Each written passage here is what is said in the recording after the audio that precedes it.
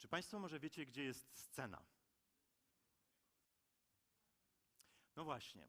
W tym roku na Ryzykach i Trendach nie mamy sceny, dlatego że scena nie sprzyja dialogowi. A to, czego nam dzisiaj w Polsce, nie tylko w Polsce, ale też w Europie i na świecie najbardziej brakuje, to jest dialog. Dialog to jest taki rodzaj rozmowy, do której podchodzimy nie tylko z chęcią podzielenia się naszymi poglądami i poznania poglądów drugiej strony, ale też z otwartością, zaufaniem, szacunkiem do drugiej strony, mało tego, gotowością przyjęcia poglądów innej strony, jeżeli zostaniemy do nich przekonani. I o taką właśnie rozmowę, taki dialog chodzi nam dzisiaj na Ryzykach i Trendach.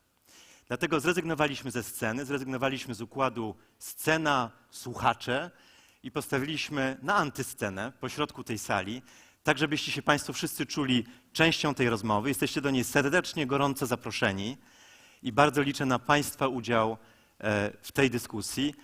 Zależało nam także na tym, żebyście Państwo nawzajem mogli siebie obserwować. A więc już oficjalnie z antysceny w hotelu Intercontinental witam Państwa bardzo serdecznie na Ryzykach i Trendach 2018.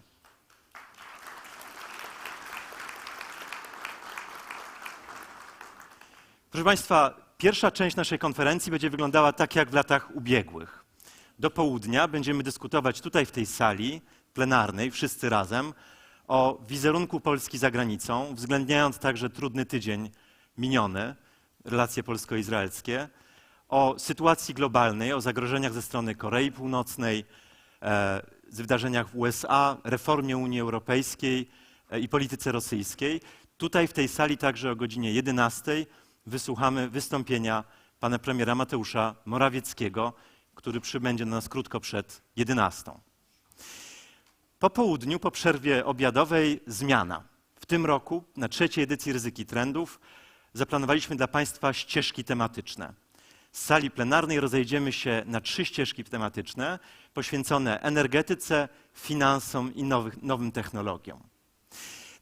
Ta zmiana w programie odzwierciedla specjalizację samej Polityki Insight. Jak Państwo wiecie, w roku ubiegłym uruchomiliśmy 2 nowe serwisy poświęcone energetyce i finansom i właśnie szefowie tych serwisów będą Państwa gospodarzami w popołudniowej części naszej konferencji. Przygotowując się do tegorocznej edycji Ryzyk i Trendów, zastanawiałem się, czy jest takie jedno pytanie, które mogłoby być parafrazą, sumą tych pytań, tych niepewności, z którymi wchodzimy w rok 2018. Dla mnie to pytanie brzmi, jak nazywa się epoka, w której żyjemy? No właśnie, jak nazywa się epoka, w której żyjemy? Zwróćcie Państwo uwagę, że nasza epoka nie ma swojego filozofa ani filozofki, nie ma swojego ekonomisty ani ekonomistki. Intelektualistów, o których moglibyśmy powiedzieć, to są ludzie, którzy są w stanie opisać dzisiejszy ład polityczno-gospodarczo-społeczny. Skończyły się wielkie narracje i wielkie syntezy. 30 lat temu szczęśliwie złożyliśmy do grobu syntezę marksistowską, ale wiele osób nie zauważyło, że 10 lat temu skończyła się również synteza neoliberalna. Nie ma tej wielkiej opowieści, która porządkowałaby nasz świat. I druga obserwacja. Żyjemy w kulturze natychmiastowości. Dekadę temu w USA bardzo dużo mówiono o kulturze natychmiastowej gratyfikacji. O budowaniu u konsumentów takiego oczekiwania, że dobra, które im się marzą, mogą mieć natychmiast, a zapłacą za nie kiedyś później, spłacając kredyty. Finałem tego myślenia była katastrofa kryzysu finansowego spowodowanego kredytami subprime, które sprzedawano ludziom, których nie było stać na posiadanie domu czy mieszkania swoich marzeń. Ja mam taką obawę, że ten kryzys, że to myślenie natychmiastowe nie skończyło się w roku 2008. Dzisiejsza polityka, nie tylko polska, ale też europejska w wielu krajach i też globalna, pada ofiarą takiego właśnie tej presji natychmiastowości. Presji na to, żeby diagnozy i recepty skomplikowanych, złożonych problemów dostarczyć natychmiast. ale też presji po stronie elektoratów, po stronie opinii publicznej, żeby dzielić się swoimi spontanicznymi, często emocjonalnymi reakcjami na wydarzenia polityczne czy gospodarcze. I media społecznościowe działają jako taka komora pogłosowa, która nagłaśnia te emocjonalne i często zbyt szybkie reakcje, uruchamiając często zupełnie niezależne procesy i decyzje polityczne. Dlaczego o tym wszystkim mówię? Dlatego, że Ryzyka i trendy są właśnie próbą stworzenia takiej przestrzeni, gdzie z Państwa udziałem i z udziałem ekspertów z zagranicy zastanowimy się nad tymi dużymi pytaniami, które nas prześladują na progu 2018 roku i zastanowimy się nie w kulturze natychmiastowości, tylko właśnie w kulturze głębszej refleksji opartej na dialogu. I do takiej refleksji Państwa zachęcam i wierzę, że Ryzyka i trendy będą właśnie miejscem, w którym w ten sposób będziemy rozmawiać, bo na koniec dnia chodzi o to, żebyście Państwo, osoby mające mało czasu i ważne decyzje do podjęcia, wyszli stąd na koniec tego dnia z poczuciem, że jesteście przygotowani na rok 2018, jeśli chodzi o zagrożenia, ryzyka globalne, europejskie i polskie. Mam nadzieję, że Państwu w tym pomożemy i mam nadzieję, że ten dzień będzie dla Państwa dobrze spożytkowany.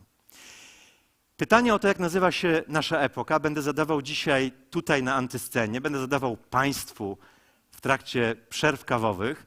Zadaję je również już teraz, witając bardzo serdecznie uczestnikom naszej transmisji internetowej, bo Ryzyka i trendy w tym roku są transmitowane w internecie i zapraszam i Państwa tutaj na sali, i Państwa przed komputerami do zgłaszania swoich propozycji na nazwę epoki pod hashtagiem RyskTrends 2018 na mediach społecznościowych. Jak Państwo widzicie, Ryzyka i trendy są konferencją ambitną, a konferencja ambitna nie byłaby możliwa bez partnerów, którzy mają też duże ambicje intelektualne. Partnerami głównymi Ryzyki Trendów w tym roku po raz pierwszy jest HSBC Bank Polska, a już po raz trzeci Play, operator sieci P4. Przepraszam bardzo, P4, operator sieci Play. Partnerami wspierającymi Ryzyka i trendy są firmy, które Państwo widzicie tutaj za mną na ekranie. A teraz już chciałem Państwa zaprosić na pierwszy punkt naszego dzisiejszego programu, na debatę, na rozmowę, która jest bardzo na czasie, na rozmowę na temat wizerunku Polski za granicą, wizerunku Polski w świecie. I trudno o lepszego rozmówcę niż Daniel Fried, którego zaraz zaproszę tutaj na scenę. Daniel Fried jest wybitnym amerykańskim dyplomatą. W latach 90. pracował w ambasadzie amerykańskiej w Warszawie. Po powrocie do Waszyngtonu był dobrym duchem po stronie amerykańskiej akcesji Polski do NATO. W 1997 roku przyjechał do Warszawy jako nowy ambasador USA w Polsce. Następnie miał ponad 10-letnią karierę w Waszyngtonie jako zastępca sekretarza stanu do spraw europejskich, a później za prezydentury Baracka Obamy osoba odpowiedzialna za likwidację więzienia w Guantanamo Bay, a jeszcze później za koordynację sankcji amerykańskich nałożonych na Rosję po inwazji na Ukrainę. Ja zaliczam Daniela do polskiego soft power. Do tej grupy niezwykle życzliwych Polsce osób za granicą, które pokochały Polskę i będąc urzędnikami, przedstawicielami administracji swoich państw wspierały bardzo nasze interesy na przestrzeni ostatnich 20 lat. Rozmawialiśmy wczoraj z Andrzejem Bobińskim o tym, że takich ludzi za granicą ubywa. Jest ich coraz mniej, a tego wsparcia dzisiaj też bardzo potrzebujemy. Jestem pewien, że Daniel dostarczy nam nie tylko życzliwego, ale też uczciwego i szczerego i przede wszystkim ciekawego obrazu tego, jak Polska jest postrzegana za granicą i chciałem Daniela w tym momencie zaprosić na naszą antyscenę.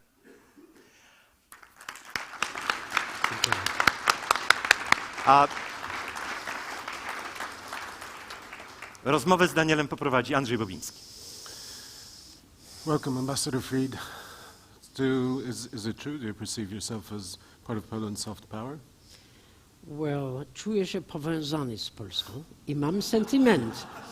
Mam dużo sentymentów wobec Polski z różnych powodów. To prawda. I confess. Okay.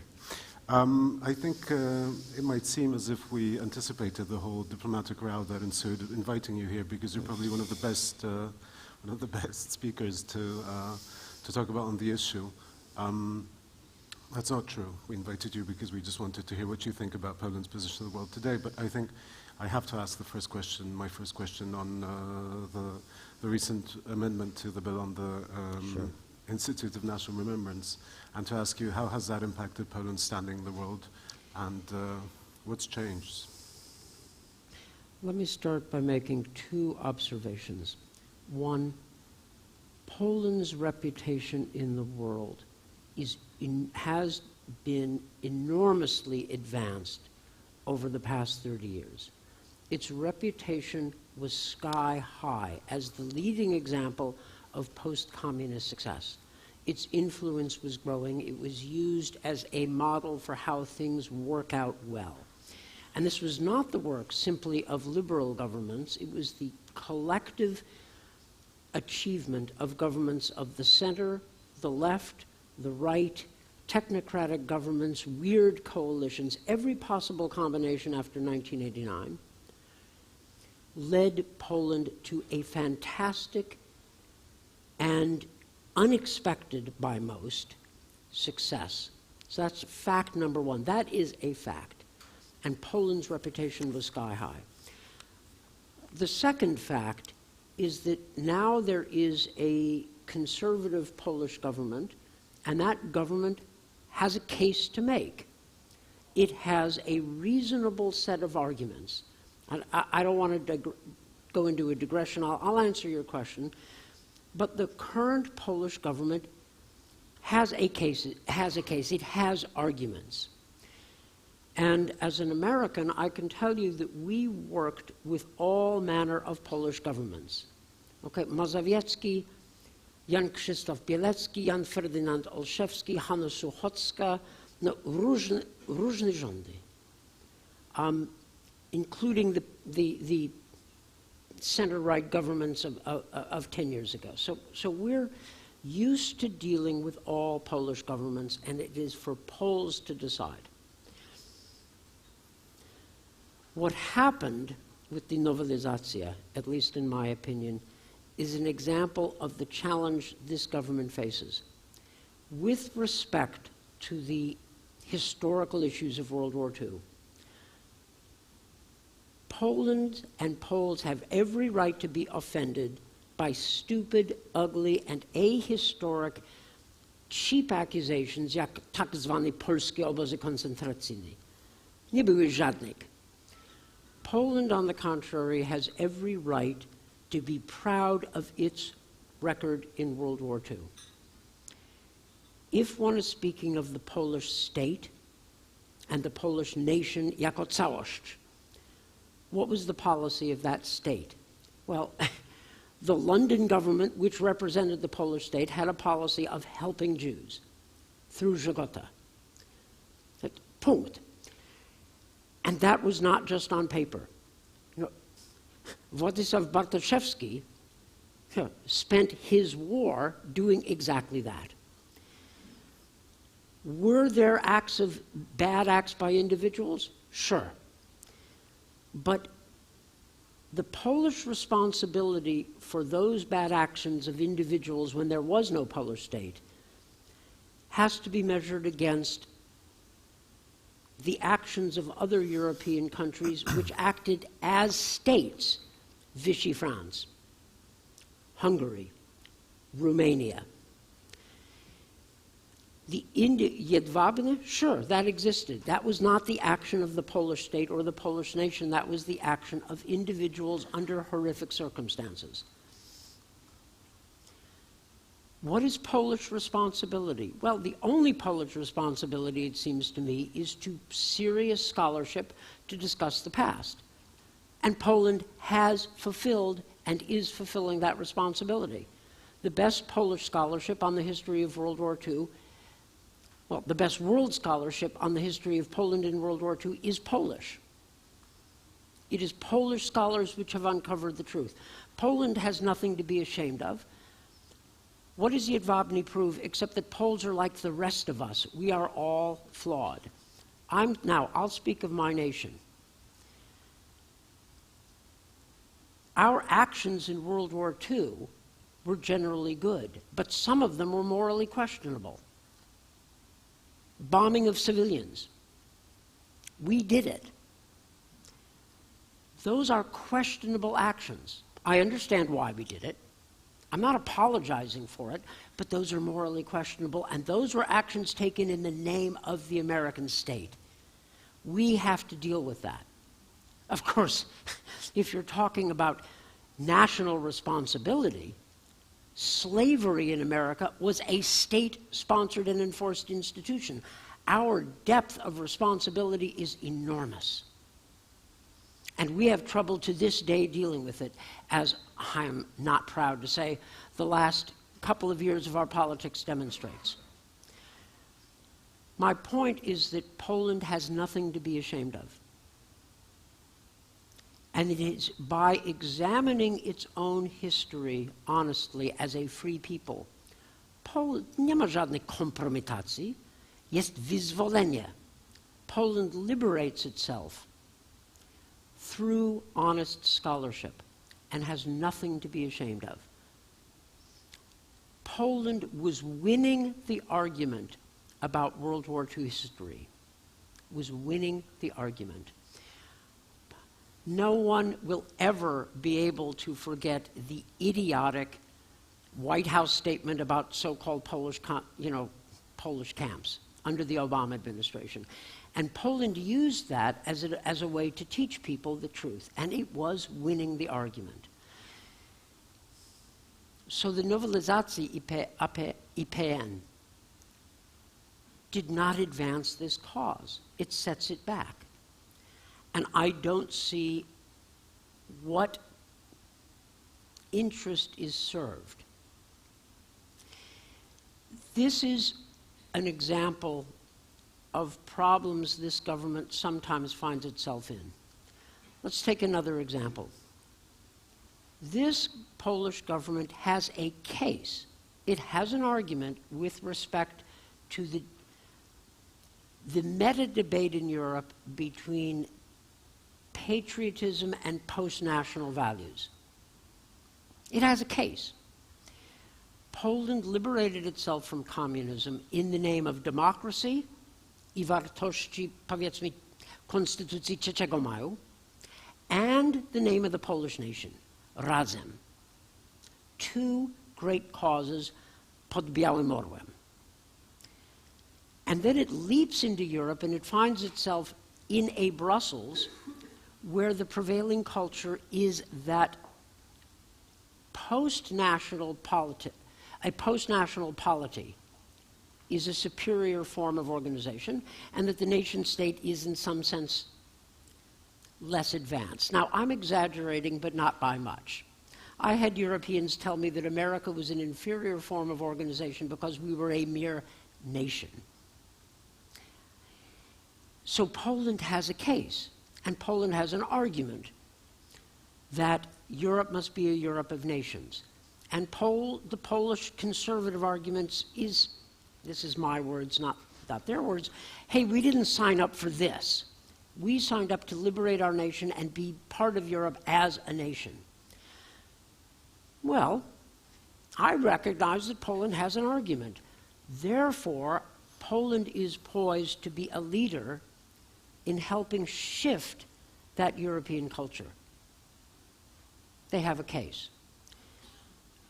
But to make that case, Poland needs not to be quarreling with the Commission. Does Poland have a case about reform of the judiciary? Sure it does. Like 10 years ago, 5 years ago, you know perfectly well what Poles were saying about the judiciary. Common complaints. They work 4 or 5 hours a day, they're very slow, all of this. Even I heard this. So there's a case to be made for reforming it. But surely Poles can find a way to reform the judiciary in a manner that doesn't bring on confrontation. You see the pattern that I'm trying to create here. The Polish center-right and Polish conservatives have a case. The Polish government has every right to make its case. It's in the interest of my country that Poland make this case in a way that is compatible and helps everything else we're trying to do.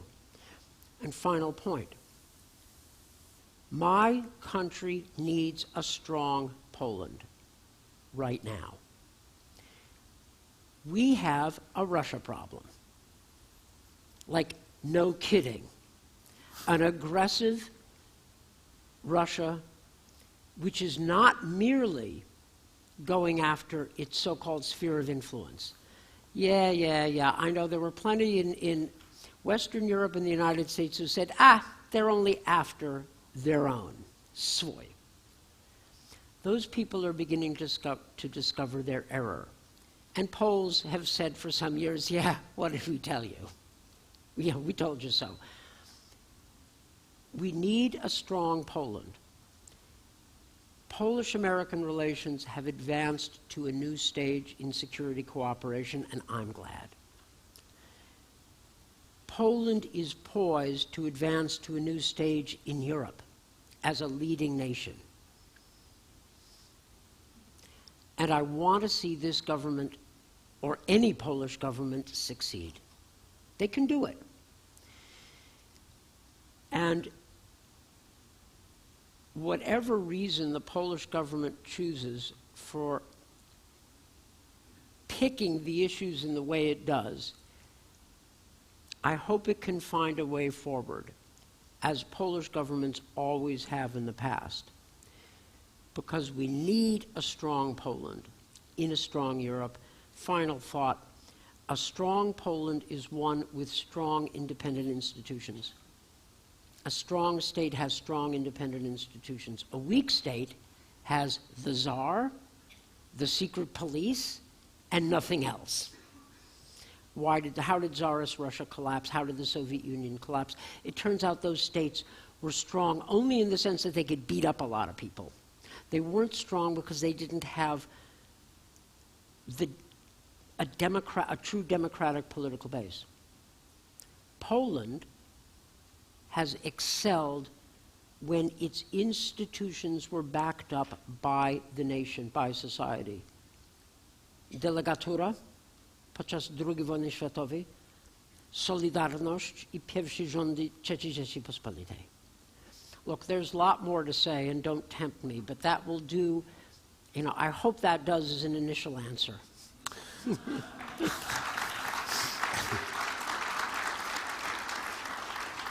It does, but I think I need to ask you where do we go from here, because I think there's a lot of sort of positive attitude and a lot of, if I may say, wishful thinking. Do you think this is the direction in which we're heading? I mean, don't you think that this confrontational side of this government is making it difficult to be the partner that the US would need in this part of Europe?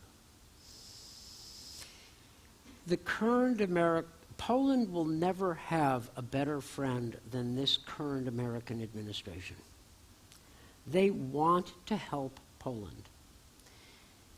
And the recent statement from the State Department indicates how difficult this will be.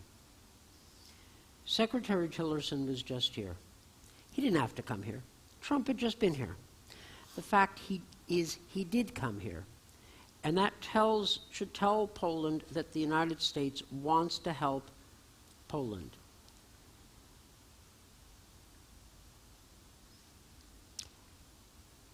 More than 20 years ago, those of us who were fighting for the rozszerzenie NATO built the American pro-Polish coalition. And we built it from right to left.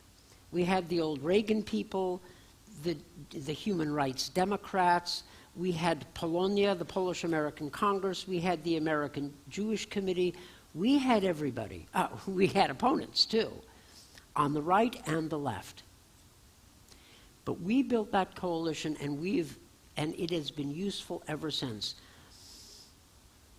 The Trump administration or any American administration can count on that coalition, but it can't be taken for granted. And there are consequences to these sort of actions. And you saw that in the statement. I can tell you, the people at the State Department who drew that up really didn't want to have to do that. They're not looking for ways, they want to avoid public criticism if they can.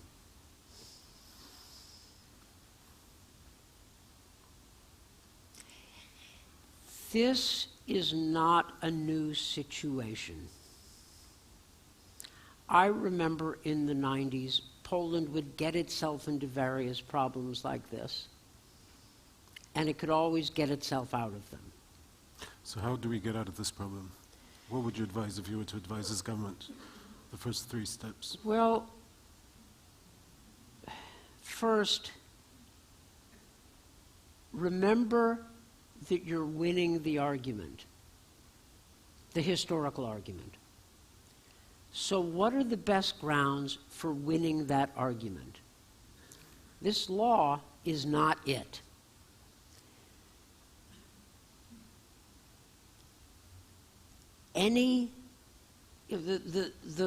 Some bilateral commission of or trilateral or multilateral commission of historians is going to end up making Poland look pretty good, because the facts are on your side. The history is on Poland's side. Sure, Jedwabne, other things, but Poland will end up in a reasonable place, and there won't be kłamstwo. So Poland needs to figure out what is the best ground for continuing to win that. And it's not this law. As an American, yeah, what am I supposed to say about domestic politics, given what you see every day in my own country? But something John McCain said comes to mind. He was applying it to America. Who benefits except Vladimir Putin? And that was, he said, in respect to us. But you have to ask yourself, komu służy? If I'm sitting in the Kremlin and I'm trying to weaken the West, what better way than to weaken Poland? And what better way to weaken Poland than to stir up, frankly, less relevant historical disputes, polsko-niemiecki, polsko-ukraiński, polsko-litewski, polsko-żydowski. Go, feed it, feed it. Send your trolls, send your bots, magnify it, send some money. This is going to be my last question. I think we need to open up the room Sure. and get 3. But this is completely off topic, but this is something that sort of keeps coming to my mind. How does he do it, Putin? I mean, How does who do it? Putin. I mean, Well, we let him, first of all, we let him do it. We let him do it because we have opened up, we have allowed ourselves to forget what it is we achieved since 1989. And this is not directed against Poland, this is directed against everybody. I have always been against the singularization of Central Europe. Polish politics, American politics, British politics, we're all going through the same thing. You asked how to characterize, well, Wawrzyniec asked how to characterize the current era, and suddenly what popped into my head is, you know, revenge of the nationalists. U nas I u was I wszędzie. Patriotism is a good thing, right? Aristotle teaches us that each good thing has its bad counterpart. Patriotism is a good thing. Polish patriotism is a good thing. Bóg, honor I ojczyznę, dobre rzeczy. But Aristotle teaches us that every good thing has its bad counterpart. And we are all forgetting what it is that brought us so far. patriotism, but also solidarity. What does the Polish slogan, za wolność waszą i naszą, mean? It means that freedom is not solely the possession of one people against all others. It means that your freedom and my freedom are connected. This isn't an American saying this, I'm just quoting Poles. There is nothing in Polish political culture that can't be fixed by using Polish political culture. You've got all the tools. It's all there in your history. You don't need outsiders. It's all the answers are there in Polish political experience and Polish tradition and Polish patriotism. The answers are all in for us, Americans, they're all in our tradition. We just have to use it. We just have to use it. Poland can be a center of investment. American-Polish security relations can go to the next level. Poland can establish itself on the next level in Europe. But if we have a Russia problem, po co się kłócić z innymi? I think this government is popular. Well, you know, 500 plus has turned out to be a pretty good policy. I know there was criticism, but come on, the numbers suggest that it really was a smart play, and that's popular. That's a pretty good record to run on. Good economic growth, 500 plus, nieźle.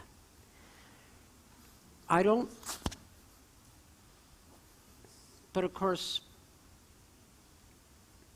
governments that have, you know, the American government, well, no, not the American government, some parts of my own president's rhetoric appeal to, let us say, not the good side of American history.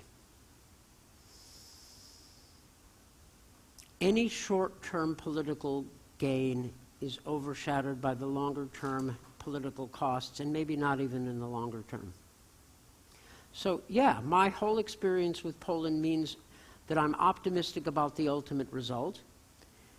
I just hope, I hope this government uses its own tools to succeed and find a way out. And Polish governments have, you know, they've done it before. They can do it again. Okay, fingers crossed. Ladies and gentlemen, do we have any questions? I have space for 3 questions. I'm looking for hands. I see 1 question over there. I see 2. And from this side? Nobody from this side. Okay, we're going to take 2 questions. Please. Okay. Good morning. My name is Przemek Gdański, and I'd like to come back to the issue of the IPN regulatory change, so to speak. Can you hear me, by the way? Yeah, teraz tak. Good. You said that the quality dialogue of academics would basically put Poland in a stronger position. But in fact, we are 73 years after the war, and one could have the impression that when it comes to the history, we've always been in a defensive position. And if you compare the narratives as regards Poland and our role in the Second World War and in the Holocaust to that of other nations or other countries that in fact cooperated with the Nazis, we don't look very good.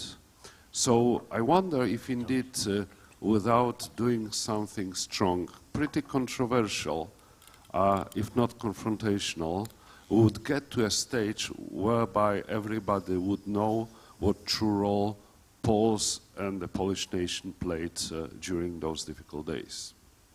Thank you. I think we're going to take the second question as well, and if we can sort of, Kuba Wojnarowski, I think, was raising his hand. Thank you very much. My name is Jakub Wojnarowski. I represent ACCA Poland. My question refers to this, to the role not of the government, but of the business and other people like think tanks. how to serve and how to help government in making all these efforts possible that you mentioned during your interview or the speech, and what should be our major support, and how to improve the dialogue not only on the international level but also on the domestic level to create a common ground to serve the strategy and to create the story that we would like to have around the world. Okay, history first, aktualność second. I think Poland's record in World War II stands up very well to those of other nations. As I said, you have to look, compare Poland's role not with the standards of human perfection, but the standards of what actually happened in Europe in World War II. Vichy France, Hungary, Romania, all were allies of Nazi Germany under forced conditions. I don't mean to condemn the Romanians being trapped between Hitler and Stalin. They had tough choices, and as an American, I feel constrained from condemning anybody because we were absent. The Romanians made difficult choices under bad conditions which we Americans had a hand in creating because of our absence. So I have to be modest about this. Poland did not make the Romanian choice, even though they had that choice. The Germans at some point would have been happy to ally themselves with Poland, and Poland was not going to do it. So Poland's role was heroic, noble, and the bad actions of individuals under horrific circumstances are not a calumny on the Polish nation. And historians, I think Poland has been, as I said, been winning the historical argument. And moreover, Poland's image in the United States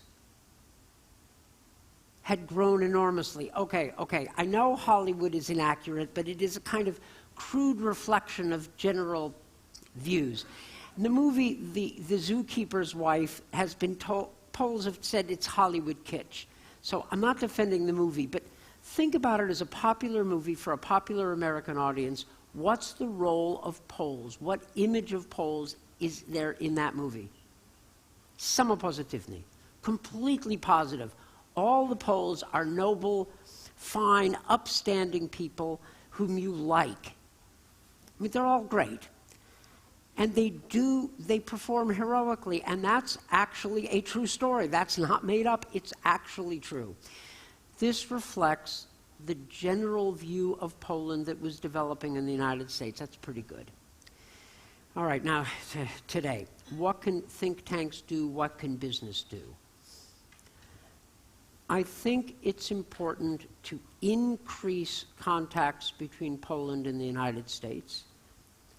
I work for the Atlantic Council now, and we are intending to increase our presence in Poland.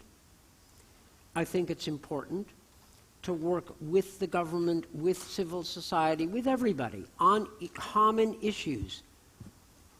The Russia challenge among them, security issues, business and investment issues, Russian disinformation. I mean, there's a long list of things we want to work on with the Polish government, with civil society, and I want to get, I think we need to get the narrative pulled out of a partisan picture. And I also think, I encourage Poles to come over to the United States. I mean, Krzysztof Szczerski came to Washington, spoke with the German Marshall Fund, did a pretty good job. I mean, he explained the Polish government's case. A serious, respectable way, and he was effective. More and more of that is a good thing. We're not going to help anybody if the dialogue is either absent or too narrow. And it needs to be more than just security issues, though they're an important piece of it. The whole thing needs to be open. We need to be working with Poland. Okay, Ambassador Fried, last question, because I think we're going to have to be ending in a moment. Yeah. Where do you think we're going to be at in a year's time? I think we need to be inviting you over and over again, so I think I can extend an invitation to come next year and see how your predictions, sort of if they came true. But my question is, what do you think the Polish-US relationship will be like in 2018? Not what you wish it's going to be like, what do you think it's going to be like? Yeah, okay, well, you already caught me. Yeah. Right.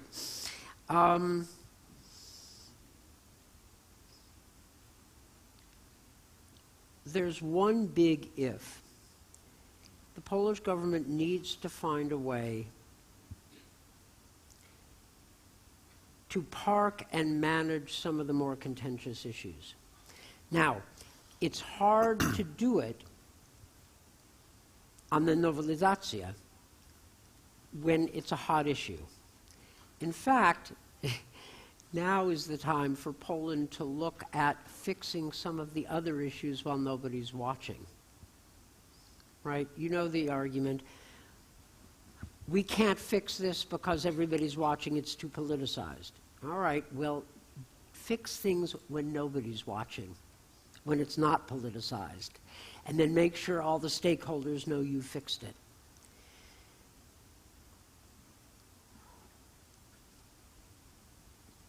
The pattern I remember in Poland is that Poland would often, like the United States, Poland would stumble into a problem and then agonize and try to figure out what to do and then find a way out. It always did. I hope that is the case this time. It would fit the pattern of the past 30 years. It doesn't always end up the way your friends hope, but it often ends up in a way that's good enough. Right? The wojna na górze did not end up with a rozejm na górze. It ended up with a permanent split in the Solidarity political camp. However, what emerged was a fairly normal political spectrum. Nie widzę żadnej tragedii w tym.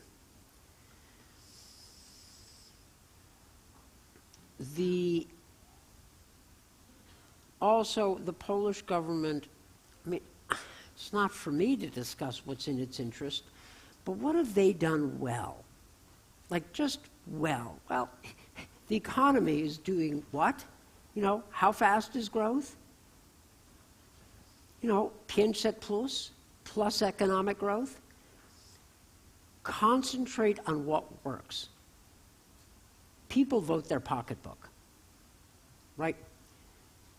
If Poland drives toward what works, manages the problems, we'll all be in a better place. That's my hope.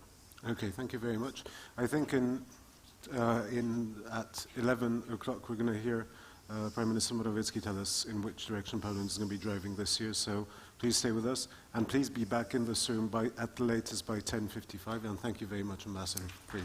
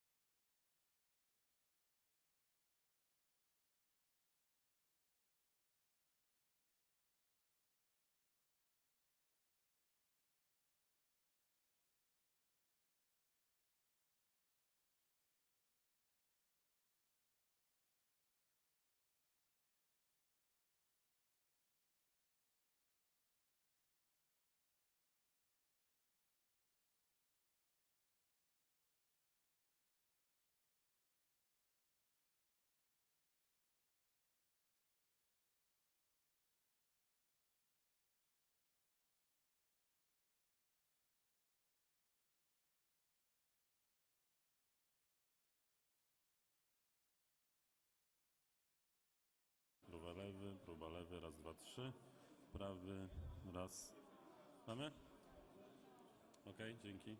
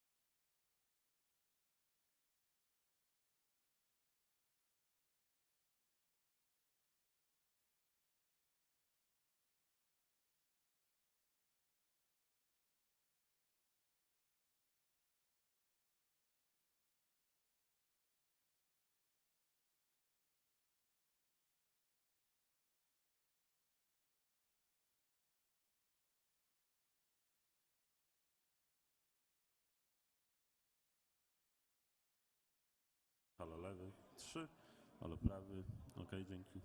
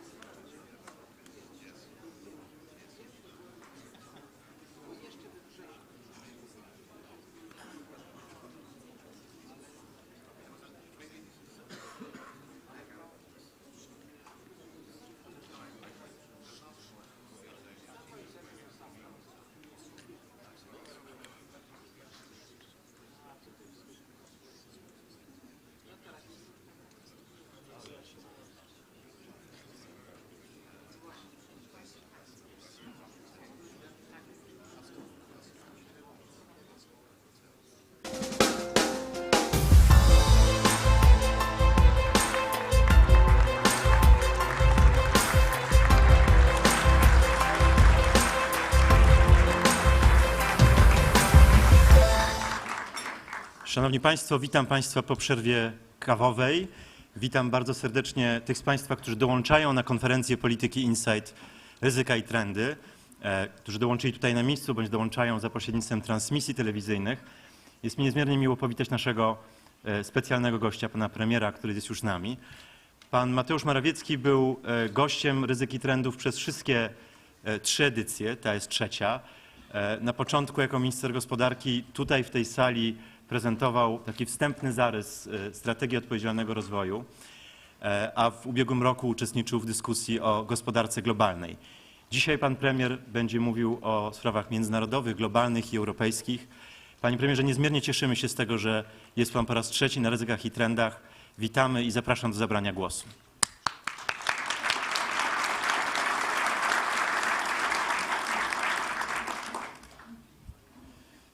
Dziękuję bardzo.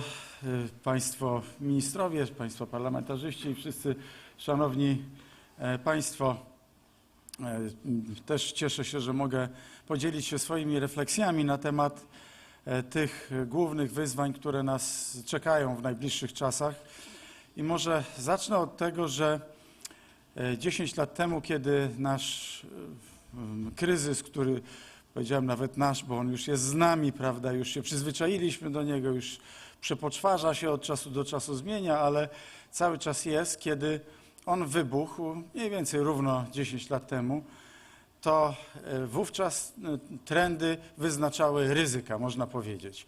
Był trend bardzo gwałtownego rozwoju rynku kredytów hipotecznych, w ogóle rynków finansowych, rynku nieruchomości i on potem przekształcił się, ten trend, w bardzo wiele ryzyk. Można powiedzieć, wypuściliśmy wiele dżinów z butelki albo, mówiąc językiem Nassima Taleba, wiele czarnych łabędzi wyleciało.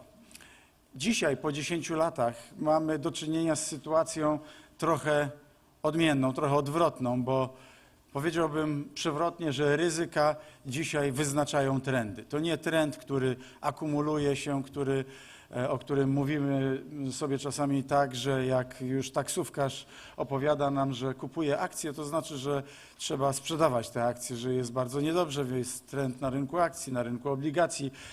Dzisiaj mamy do czynienia z sytuacją taką, że ryzyka, które się zakumulowały wokół nas, wyznaczają różne trendy. Na przykład ryzyko ataków hakerskich wyznacza trend bardzo głębokiego wniknięcia w tematykę cyberbezpieczeństwa, zarówno na poziomie narodowym, jak i ponadnarodowym. Ale w naszym przypadku przynajmniej musimy zacząć od poziomu narodowego, bo cyberbezpieczeństwo rzeczywiście z punktu widzenia i cywilnego, i wojskowego jest kluczowym tematem.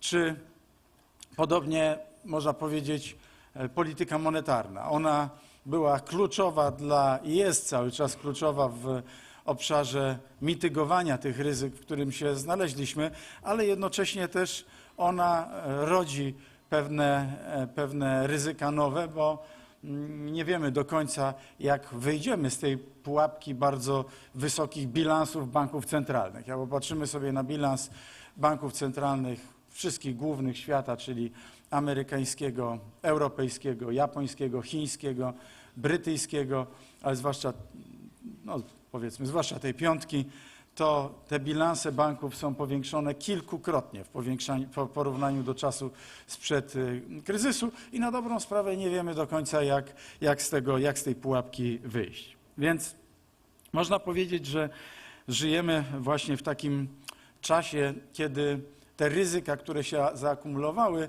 dzisiaj wyznaczają nam pewne trendy i pewne kierunki zmian, kierunki działań w przyszłości. I pewien ogólny trend, który od kilkudziesięciu lat czy 20 lat mamy coraz mocniej zarysowany, to jest trend globalizacyjny. Daniel Roddick z Harvardu mówi, że nie da się pogodzić 3 takich wartości jednocześnie, jakim jest narodowa suwerenność, demokracja i globalizacja. Ja uważam, że można pogodzić tę triadę, te 3 cele jednocześnie, ale musimy na globalne wyzwania znajdować globalne odpowiedzi. I tak na to patrząc, my dzisiaj rzeczywiście musimy zdać sobie sprawę z tego, że mamy do czynienia z pewnymi globalnymi ryzykami, na które musimy znaleźć globalne odpowiedzi.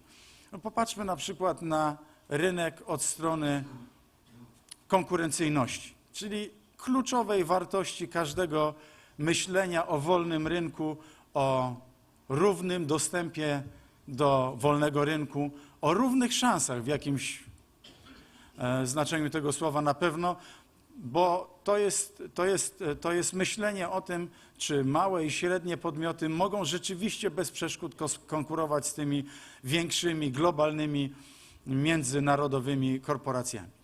No i dzisiaj, jak popatrzymy na to w ten sposób, to mamy do czynienia z zupełnie nową sytuacją. Mamy świat mega globalnych korporacji, jak Apple, 825 miliardów dolarów wartości, czy Google 750, czy Amazon 670 miliardów, albo Facebook 550 miliardów wartości samej firmy, prawda? Zakumulowana wartość tych firm to około ponad 2 miliardy dolarów, blisko 2,5 miliarda dolarów. I jak w ten sposób na to, czy właściwie 2,5 biliona dolarów oczywiście. Więc jak w ten sposób popatrzymy na to, to jak mają konkurować te małe firmy, które dysponują tysiąckrotnie mniejszymi szansami w momencie jednocześnie, kiedy nie ma odpowiednich instytucji globalnych, żeby zapobiegać nadużywaniu pozycji dominującej czy pozycji de facto monopolistycznej tych firm. Podziwiamy ich sukces, korzystamy z ich usług, ale czujemy przez skórę, żeby nie powiedzieć rozumiemy bardzo dobrze, że coś głęboko jest tutaj nie tak i że coś trzeba zmienić dla dobra nas wszystkich, no również dla dobra tych firm. Pamiętacie Państwo z lekcji historii gospodarczych akt Shermana, prawo Shermana z 1890 roku za prezydentury Benjamina Harrisona, właśnie ówczesne monopole na poziomie krajowym w skuteczny sposób rozparcelowało, zapobiegło ich rośnięciu w siłę jeszcze bardziej, no ale wtedy właśnie utworzone zostało prawo antykartelowe, prawo antymonopolowe, które świetnie sobie radziło z tym problemem przez 100 kilkadziesiąt lat. No ale dzisiaj mamy globalne monopole i nie mamy globalnych instytucji, które by pozwoliły sobie radzić z tymi problemami na poziomie globalnym. Inny przykład to raje podatkowe. Miejsce, w którym bogate firmy, bogaci ludzie rozliczają swoje podatki, spotyka się z coraz większym takim oburzeniem społecznym, z oburzeniem w różnych warstwach społecznych również. I jeśli skonfrontujemy to z raportem, który był bardzo głośny w Davos, z którego niedawno właśnie wróciłem, raportem firmy Oxfam, która pokazywała, że 82% wartości świata, wartości dodanej na świecie, zbudowanej na świecie w ostatnim roku trafiło do 1% obywateli, a połowa ludzkości świata nie otrzymała dosłownie nic w tym przyroście wartości dodanej, no to również możemy sobie to skonkludować, że coś tu jest właśnie głęboko nie tak. Jedna z najsłynniejszych pozycji książkowych i myślę takich też wytyczających kierunek myślenia Kapitał w XXI wieku Thomasa Piketty'ego właśnie porusza te problemy bardzo wyraziście, co może oznaczać coraz to wyższa akumulacja, coraz to mocniejsza akumulacja kapitału w rękach nielicznych grup i w jaki sposób podejść do tego od strony politycznej, metapolitycznej, filozoficznej można też powiedzieć, a na koniec wreszcie społecznej i gospodarczej. Czy bardziej jesteśmy w tym nurcie utylitarystycznym Johna StuartaIlla, który przekładając na język ostatniej dekady, język finansowy, monetarny oznaczał, że przypływ ma podnosić wszystkie łódki, czy bardziej jesteśmy w obszarze teorii sprawiedliwości Johna Rawlsa, jego słynnej pracy z 1971 roku, w której wyraźnie zaznaczał, że charakterystyczne dla poszczególnych społeczeństw mechanizmy postrzegania sprawiedliwości i mechanizmy budowania dystrybucji, redystrybucji, dzisiaj takie modne słowo w Davos to jest predystrybucji. I mi się ono też podoba, prawda, jeśli komuś inne się mniej podobają. Predystrybucja bardzo dobrze, bo ona mówi o tym, żeby poprzez system edukacji, poprzez dostęp do szkoleń, dostęp do infrastruktury, poprzez odpowiednie mechanizmy dystrybucji dochodu również na poziomie pierwotnym, żeby budować szanse dla jak najszerszych grup społecznych. Czyli wracając do tej myśli Johna Rawlsa, czy jesteśmy w takim momencie, że nie powinniśmy zadać sobie głębokiego pytania, najgłębszego pytania, jak w naszym społeczeństwie i w innych społeczeństwach powinniśmy rozumieć sprawiedliwość, solidarność, bo to może być różne w różnych społeczeństwach oczywiście, ale czy bardziej tak jak w nurcie utylitarnym, utylitarystycznym, czy tak jak w nurcie sprawiedliwościowym. No i ja bym taką tezę właśnie postawił, że w ryzykach przyszłości, zamiast skupiać się na analizie stricte gospodarczej, ona jest bardzo ważna, monetarnej, powiedziałem o tym, pushing the string nie bardzo działa, prawda? Ono nas utrzymuje oczywiście na pewnym poziomie, jesteśmy wszyscy wdzięczni bankom centralnym, że nie pozwoliły nam wszystkim zatonąć, tak jak 80 lat wcześniej banki centralne w wielkim kryzysie, który wybuchł w październiku 1929 roku, zachowały się odwrotnie, zabrały płynność, w związku z tym doprowadziły do wielkiej depresji i w ślad za tym do gigantycznych problemów w całym świecie, o których znamy, o których wiemy z historii. Dzisiaj banki centralne nam rzeczywiście pomagają utrzymać się na tym poziomie, na którym jesteśmy, ale na pytanie, co dalej maturzysto, w którym kierunku pójść, ja bym położył nacisk właśnie na odpowiednie odczytywanie trendów społecznych. Odpowiednie odczytywanie i nie etykietowanie ich pejoratywnie jako populistycznych, czy jako skrajnych, skrajnie lewicowych, skrajnie prawicowych. Może takie też i na pewno są, ale poprzez ten głos w demokracji, który przekłada się przez kartkę wyborczą na różne ugrupowania, społeczeństwo na tym etapie rozwoju kryzysu i na tym etapie rozwoju gospodarczo-społecznego chce nam coś bardzo wyraźnie powiedzieć. I w związku z tym ja bym na pewno nie lekceważył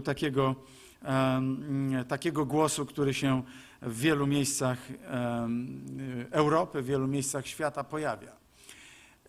Oprócz różnych populizmów, ja bym zwrócił uwagę, może trochę prowokacyjnie, na populizm elit, który w jakimś stopniu odrzuca właśnie ten głos społeczny i powoduje, że tu i ówdzie pojawiają się te turbulencje ze zdumieniem obserwowane przez różne elity, zamknięte czasami za bardzo w swoich zwierzach z kości słoniowej.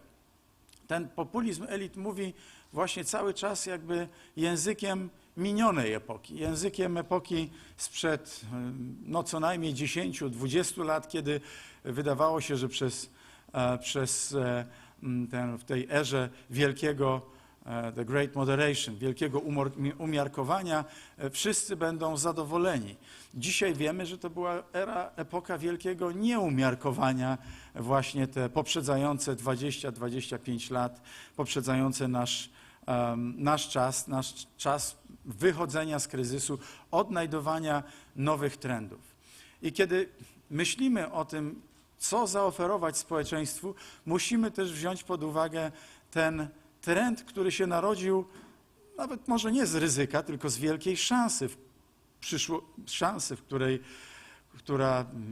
która wokół nas jest widoczna w każdym niemal aspekcie naszego życia, a mianowicie z kolejnej, czwartej rewolucji technologicznej, rewolucji przemysłowej, rewolucji robotów, rewolucji artificial intelligence, rewolucji kolejnej rewolucji automatyzacyjnej, cyfrowej, czy właściwie można powiedzieć kolejnej rewolucji informatycznej, bo ona oczywiście zmieni nasz świat nie do poznania. To nie ulega wątpliwości, że właśnie te wartości tych firm, które są na szczycie rewolucji technologicznej, które wymieniłem 6 minut temu, właśnie o tym dobitnie świadczą, że tu może czegoś nie rozumiemy, ale doceniamy tą wartość dodaną, która tam się pojawia właśnie u tych gigantów.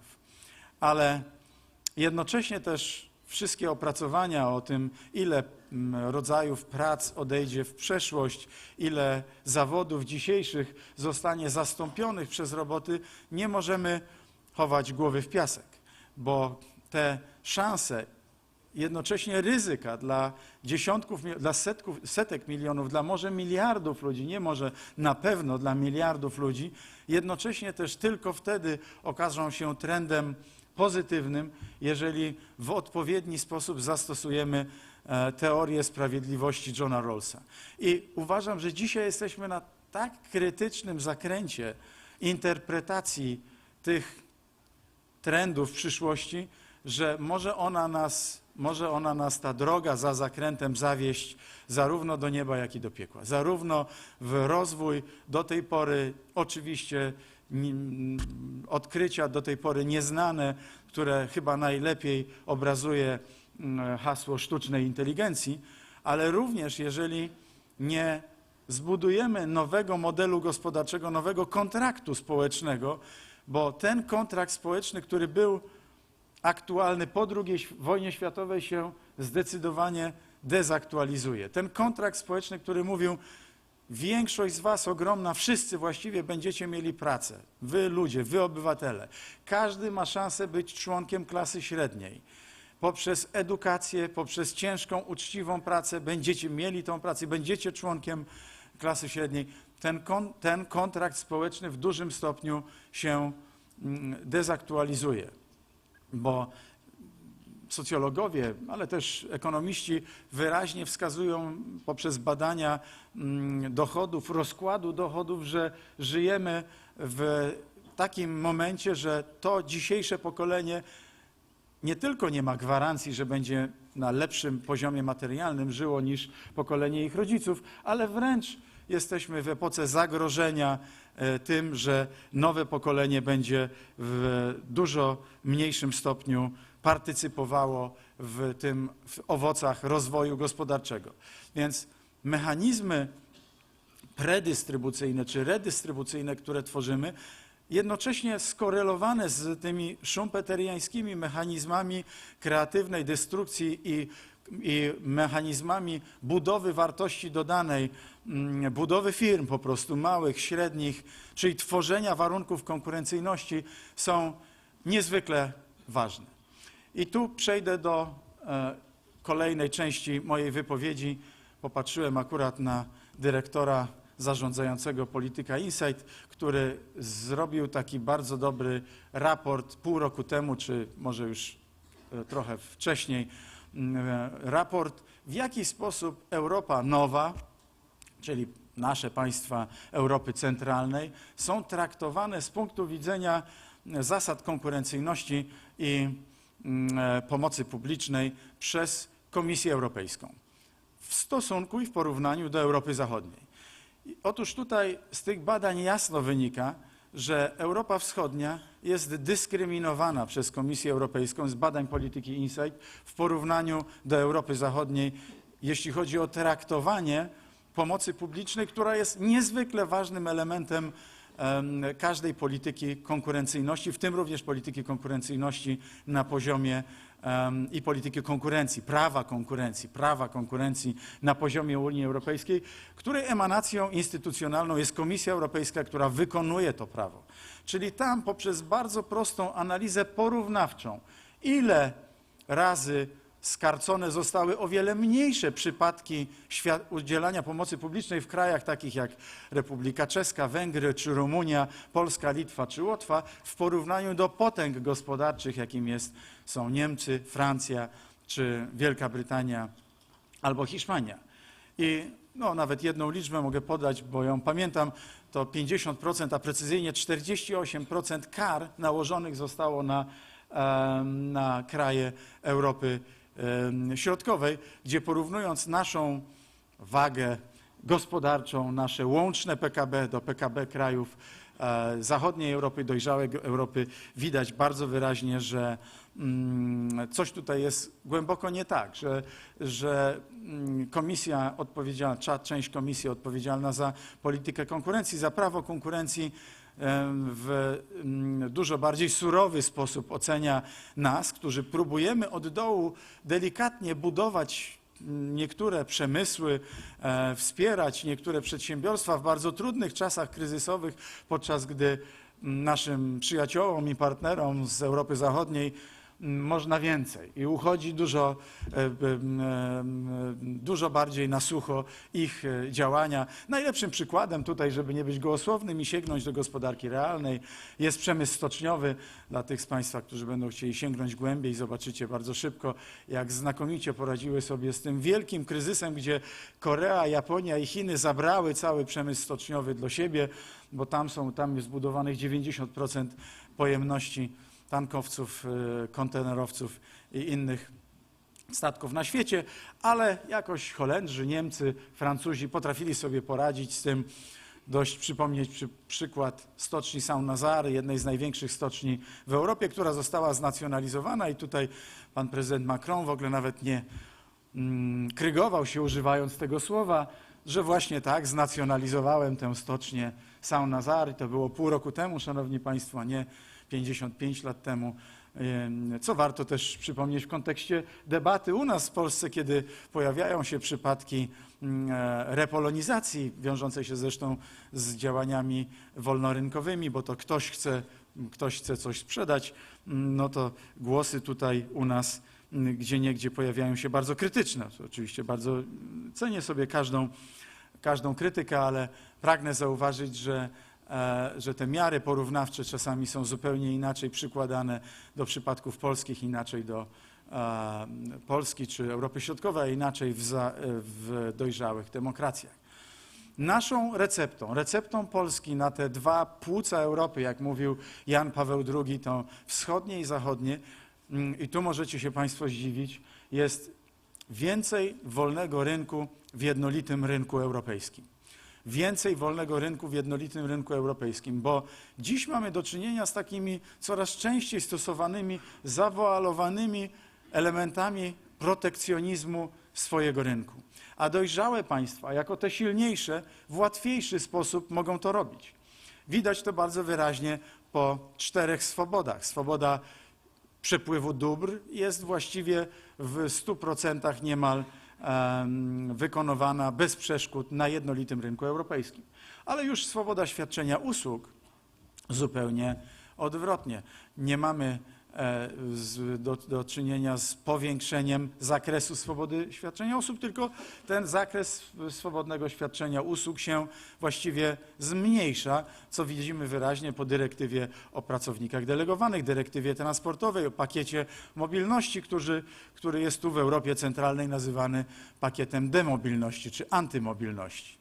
I wyraźnie chciałem podkreślić, że tu z jednej strony oczywiście walczymy o naszą gospodarkę, bo to nasi przedsiębiorcy okazali się tak sprawni, tak konkurencyjni wobec swoich partnerów w zachodniej Europie, że ledwo zauważeni 13 lat temu w momencie przystępowania, czy już prawie 14 lat temu do Unii Europejskiej, dziś stali się wyraźną konkurencją dla swoich partnerów z danej branży logistycznej, budowlanej, informatycznej, transportowej, spedycyjnej i wielu innych. I w związku z tym te skrzydełka są im przycinane, podczas gdy u nas bez przeszkód kupujemy Volkswageny i Renault, czy inne dobra, wysoko przetworzone dobra zachodniej Europy i bardzo się z tego cieszymy, że jest ta swoboda przepływu dóbr. Chwalimy ją sobie, ale bądźmy też uczciwi, że ona jeszcze lepiej przydaje się właśnie tym wysoko zaawansowanym krajom, które najlepiej potrafią przekładać ten pikietowski kapitał na technologię i tam najwyższe marże realizować w swoich produktach i sprzedawać je do nas.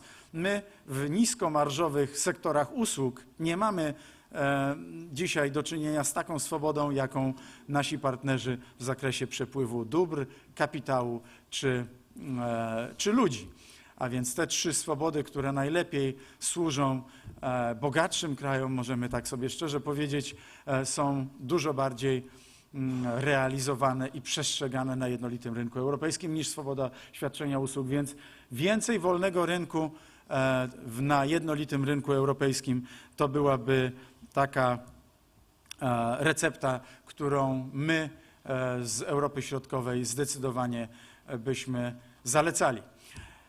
Jest też oczywiście ogromny temat uchodźców, migrantów i tutaj zasada subsydiarności, bardzo ważna zasada, która jest zapisana w traktatach europejskim, w traktacie europejskim, powinna również być brana pod uwagę, ale też jednocześnie rozumiana razem z podejściem solidarnościowym, pomaganiem na miejscu tym uchodźcom, tam skąd oni wyjeżdżają, czy chcą wyjechać, bo rozumiemy oczywiście, że pewne problemy są problemami ponadnarodowymi i też trzeba znajdować takie recepty, które w odpowiedni sposób pozwolą zarządzać klimatem wewnętrznym, czyli oczekiwaniami społecznymi, oczekiwaniami politycznymi, ale z drugiej strony jednocześnie też pozwolą rozwiązać problem, czy pomogą rozwiązywać problem. W tym kontekście też ostatnio pojawiło się wiele głosów dotyczących tej bieżącej sytuacji, w której się dzisiaj znajdujemy. Myślę, że to jest oczywiście pole minowe, ale spróbuję na nie wejść i 2 słowa w tej kwestii powiedzieć, bo z 2 różnych stron, czy 2 różnych miejsc pojawiła się taka narracja, że powinniśmy bronić naszej racji stanu i albo właśnie nie wdrażać tych rozwiązań dotyczących zakazywania mówienia o polskich obozach zagłady lub właśnie je wdrożyć. Ja zdecydowanie stoję na takim stanowisku, że każde poważne państwo musi dbać o swoją historię, dbać o swoją reputację dzisiejszą i o prawdę historyczną, bo ona też w dużym stopniu oznacza później dla tych wszystkich państwa, którzy chcecie się zawsze doszukać jakiegoś wątku praktycznego, czy pragmatycznego, czy utylitarnego, ona później, ta prawda oznacza też większą siłę w działaniach realnych, czyli ona również oznacza większą soft power, a w ślad za tym również większą po prostu siłę na arenie międzynarodowej. Polska historia, która powinna być przynajmniej taką królową pamięci świata, stała się w ostatnich 25 latach takim chłopcem do bicia wygodnym i jestem absolutnie tego zdania, że w sposób klarowny, jeżeli coś trzeba objaśnić dodatkowo, to powinniśmy naszym partnerom i przyjaciołom objaśnić, ale musimy dbać o to, żeby ta trudna bardzo prawda historyczna, jak powiedział wczoraj minister spraw zagranicznych Niemiec, odpowiedzialność za nią, za to, co się zdarzyło, żeby była we właściwy sposób przypisana. I dlatego uważam, że to, co jest do wyjaśnienia, to trzeba oczywiście wyjaśnić. Powinno się to odbywać w dialogu, a nie w 2 osobnych monologach, bo tak daleko oczywiście tak się porozumienia nie osiągnie, ale do naszej racji stanu należy właśnie to, żeby o tę prawdę walczyć, bo w ten sposób rzeczywiście będziemy mogli zbudować też na gruncie takiej prawdy lepsze, prawdziwsze, lepsze, głębsze relacje z naszymi partnerami.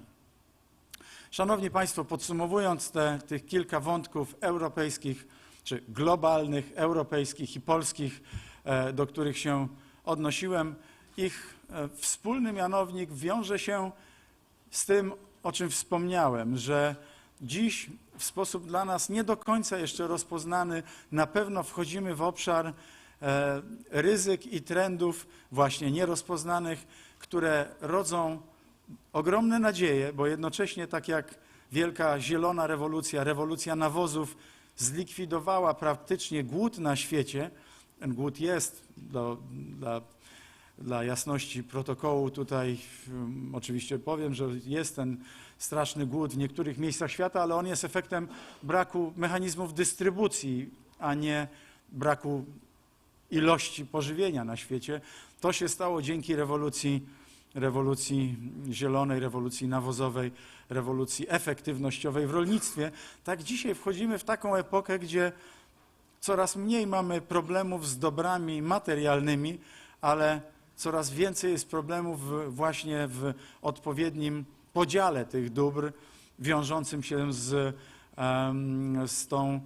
tymi mechanizmami akumulacji kapitału i transformacji tego akumulowanego kapitału, w skrócie rzecz ujmując, w technologię, w przekładanie tego później w produkcję dóbr i usług, co bardzo wyraźnie widać też właśnie w tych różnych mechanizmach, które dzisiaj są bardzo widoczne, czyli w wartościach, w wycenach giełdowych poszczególnych firm, ale również właśnie w tym raporcie Oxfamu, o którym wspomniałem, czyli w bardzo nierównej dystrybucji tej marży, która dodatkowo jest generowana na świecie w produkcji dóbr, w dystrybucji usług. Więc to zadanie, to przemyślenie kontraktu społecznego w czasie pokoju, w jakim jesteśmy, w czasie, gdzie właściwie jak rozglądamy się wokół, to rozwój gospodarczy jest niezły, u nas w Polsce bardzo dobry, równowagi się zmalały, w dużym stopniu dzięki polityce monetarnej, ale to już mówiłem, ale zmalały. Nierównowagi handlowe są, trzeba sobie z nimi poradzić, ale mam nadzieję, że jesteśmy na dobrej drodze poprzez politykę fair trade, free trade and fair trade prezydenta Trumpa. Ale jaki ten nowy kontrakt społeczny ma być? To jest wielki znak zapytania, na który my, nasz obóz polityczny, mam nadzieję, że w szerszym znaczeniu również klasa polityczna próbuje znaleźć odpowiedź tutaj w Polsce i my staramy się tą cegiełkę pozytywną, konstruktywnego myślenia dołożyć do już nie teorii sprawiedliwości Rawlsa, tylko do praktyki, pragmatyki realizowania modeli społecznych i zasad gospodarczo-społecznych w społeczeństwie i od tego, w jaki sposób je zdefiniujemy, a później wdrożymy, tak żeby one były odczytane przez ogromną większość społeczeństwa jako sprawiedliwe, będzie zależał sukces nie tylko polityczny Polski, ale też wierzę, że sukces polityczny, a więc i pokój polityczny w Europie i na świecie. Dziękuję bardzo.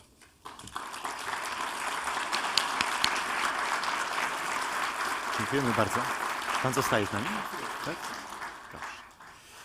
Szanowni Państwo, dziękujemy Panu Premierowi bardzo za wystąpienie. Od teorii sprawiedliwości Rawlsa aż po pole minowe kryzysu izraelskiego, cytując Pana Premiera.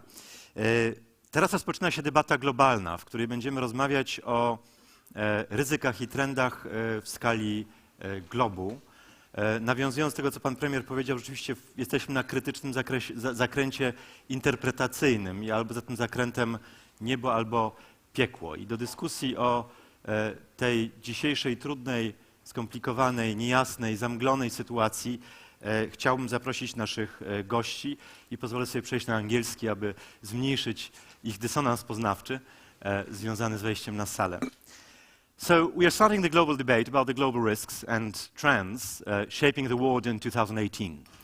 I'd like to invite to the stage Cristina Variale, an analyst, proliferation and nuclear policy analyst at the Royal United Service Institute in London, the leading military think tank. Cristina? Yeah, here you are. Great. Please welcome. Please take your seat. Gordon Gray, the Chief Operating Officer of the Center for American Progress from Washington, D.C. Here, right, sorry, please. who will enlighten us on the matters of Trump's policy. Mrs. Nathalie Ciocci, the director of the Istituto Affari Internazionali in Rome, and equally important, the chief advisor to Federica Mogherini, the chief of foreign policy of the EU. Tomasz Walaszek, the director of Carnegie Europe and a good friend from Slovakia. Hi. And finally, the person for whom you waited most, obviously after the Prime Minister, Stephen King, the senior advisor of HSBC. Please, take a seat. We encourage you to stay in the room, as the Prime Minister has left.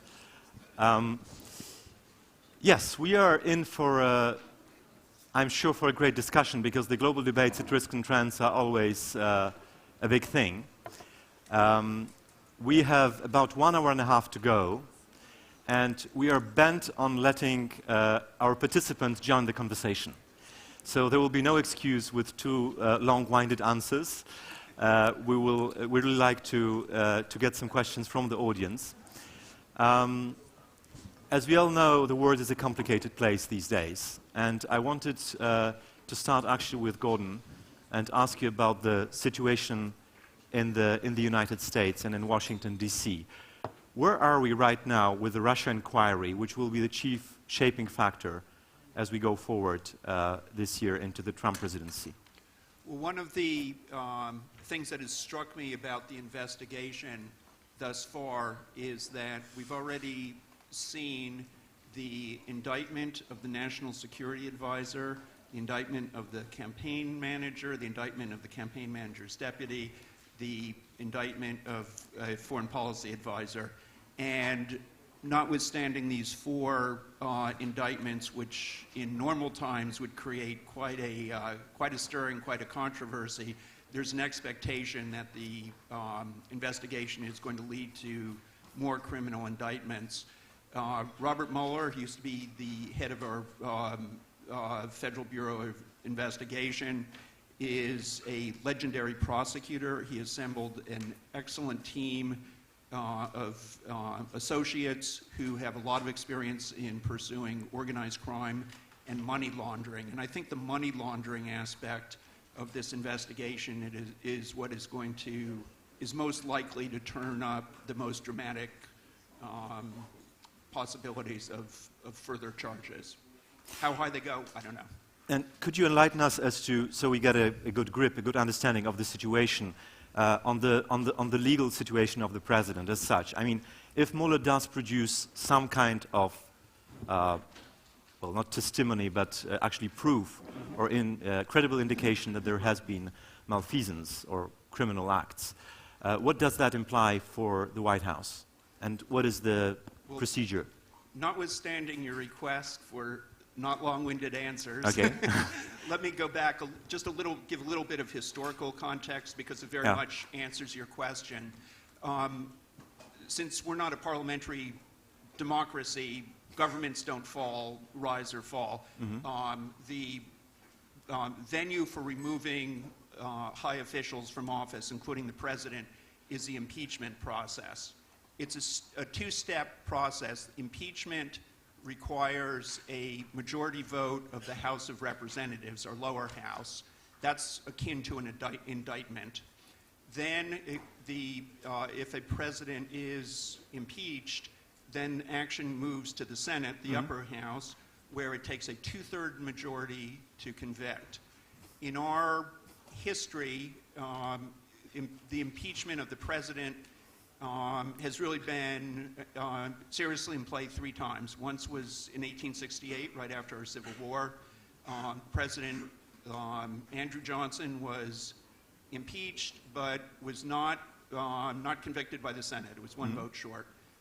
President Nixon would have been impeached and convicted, but he stepped down knowing that. And President Clinton was impeached, but was acquitted by the Senate on a partisan vote. Given the composition of the House, which is in Republican hands, I do not believe it is at all likely, as a matter of fact, I believe it's highly unlikely that President Trump would be impeached this And for the this procedure year. to be started? For the procedure to be started, I believe it would require the, in the midterm elections in November 2018, for the House to turn over to the Democrats, which is a quite possible, even likely possibility. So in case the Democrats manage to take over the House in the midterm elections in late autumn this year, there might be a possibility, we are not speaking about chances, we are speaking about possibilities, probabilities, that they would launch an investigation. Would there be first some kind of conclusive evidence from the from the Mueller inquiry? Mueller investigation. Okay. My guess is that would be the sequencing. I would imagine the investigation would conclude by the end of this year. Gordon, you are the former U.S. ambassador to Tunisia, so you are versed in analyzing political risk.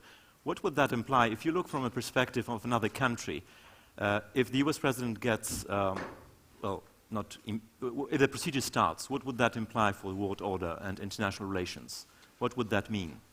Well, I think that what we would see would be a continuation of what I see as a former diplomat as a very unsettling and unfortunate trend in any event, which is under the Trump administration, an abdication of the U.S. role in the world. I think that would only intensify if there was an impeachment proceeding.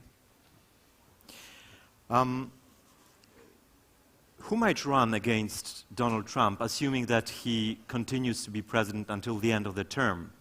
There have been, vast speculation about celebrities and famous spouses possibly running. Well, to knock off the famous names off the list, I do not believe Michelle Obama will run. I don't believe Oprah Winfrey will run.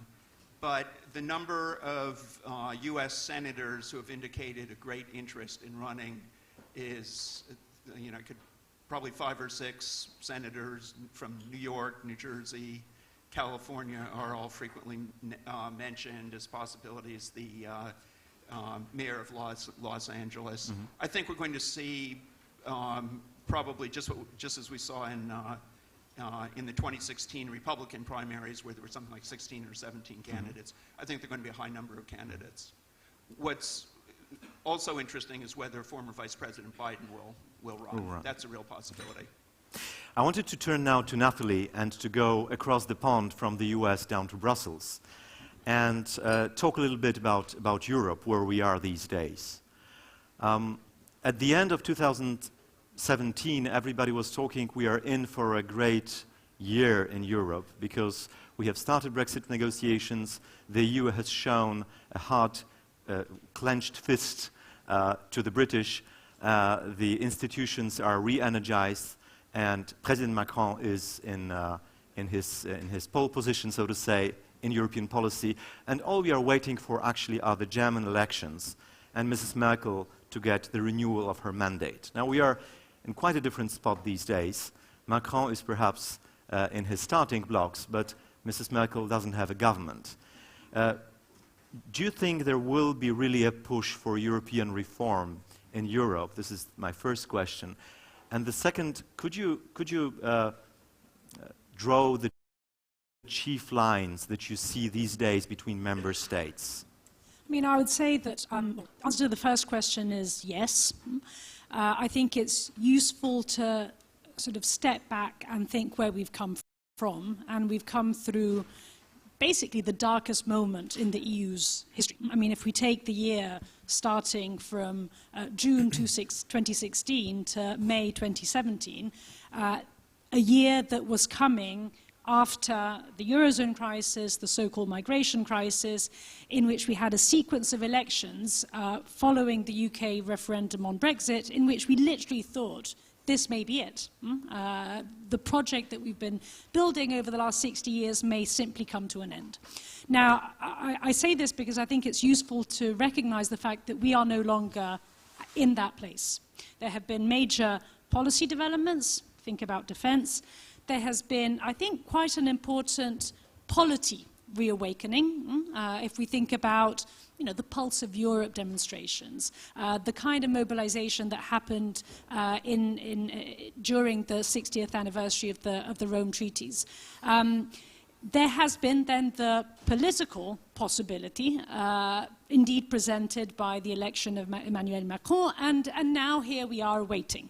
So there's been a delay in this, if you like, renewed push for reform, but I think we're still at that place. There will be, inshallah, a German government very soon, and that indeed provides that political opportunity. Now, if the question is, will that political opportunity lead to revolutionary change in the EU? Well, then my answer to that question would be a no, because there has never been a revolutionary one-step change in the history of European integration. It's always a sequence of steps that often come alongside a sequence of crises that tend to push the European project forward. So yes, I do think there will be reform. I think that reform, and here I come to the answer to the second question, may indeed see, and I realize that amongst this audience, it's a delicate topic to touch, but we'll probably see increasing differentiation within the European Union, for the simple fact that if we want to move forward on integration, and given that we do have a union which does have a variety of voices and ideas, in my personal view, the only way to make that integration move forward is to allow for increasing differentiation and a sort of live and let live approach within the union itself. We can live with the word differentiation. You formulated it really delicately, but I think what the audience really appreciates is if we go to the concrete. What do you imply by differentiation? Poland being sidelined or Central Europe being marginalized? No, or? let me put it this way. I mean, I think it's really a story of rights and responsibilities, and the two need to go hand in hand. And the point is, no one is forcing anyone into anything, but the minute in which one chooses, i.e. a particular state, chooses to be into a particular form of deeper integration, well, that comes, those rights come with responsibilities. So I don't see differentiation working if it is indeed a club that determines who's in and who's out. But what I do think is that if one does indeed choose to be within a particular sort of area of deeper integration, whether it's the Eurozone, whether it's migration, whether it's defense, rights come with responsibilities. You can't have your cake and eat it too. You're a good observer of Europe, and you also have access to the corridors of Brussels. Could you give us a picture how you see Poland's perception? I would perhaps limit it to the last quarter, not to the past 2 years, but has sentiment towards Poland shifted one way or another after government change in Poland? Is there renewed hope for more cooperation or more agility on the side of the Polish government? I mean, I would say that, let me put it this way, I have never come across anyone who genuinely believed that European integration could move forward without Poland.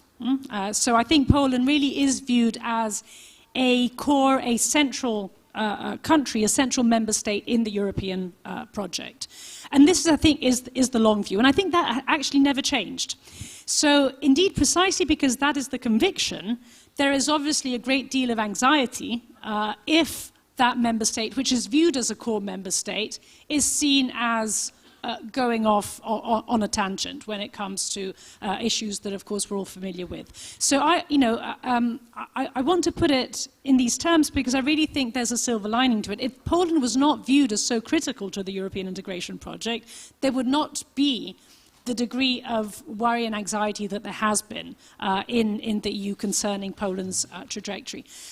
So yes, indeed, I think that concern is there, but of course there is also sort of hope that things can be brought back in line with a Poland which actively contributes to the European integration project.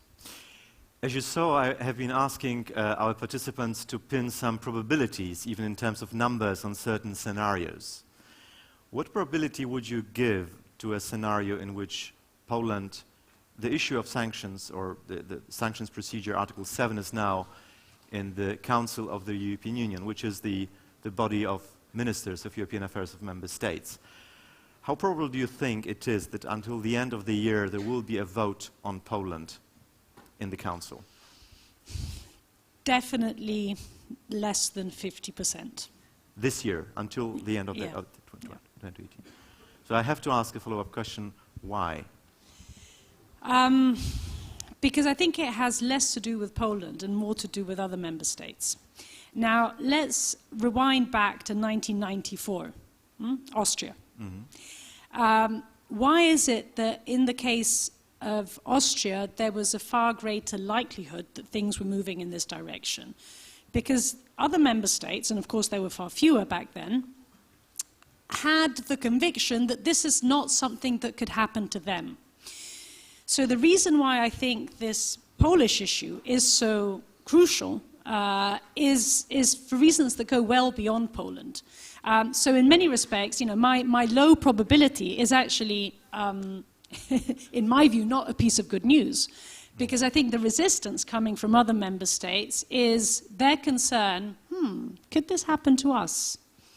Because, of course, what is happening here and what is happening elsewhere in other member states is a bit of a trend. And therefore, it's not a surprise that the only ones that have been trying to genuinely move forward this dossier are sitting in Brussels in the institutions as guardians of the treaties. So I think there's a real sort of divide here between what the Commission does and is entitled to do, and has to do indeed, according to the treaties, and the political climate amongst other member states that behind the scenes or behind closed doors may not be as willing to push forward on this issue because they think, what could happen to us tomorrow? I think we'll have to return the second round to European issues, obviously, as to the US situation. I wanted to turn now to Tomasz. We are a few weeks before presidential elections. Whether we call that elections is another question, a ballot.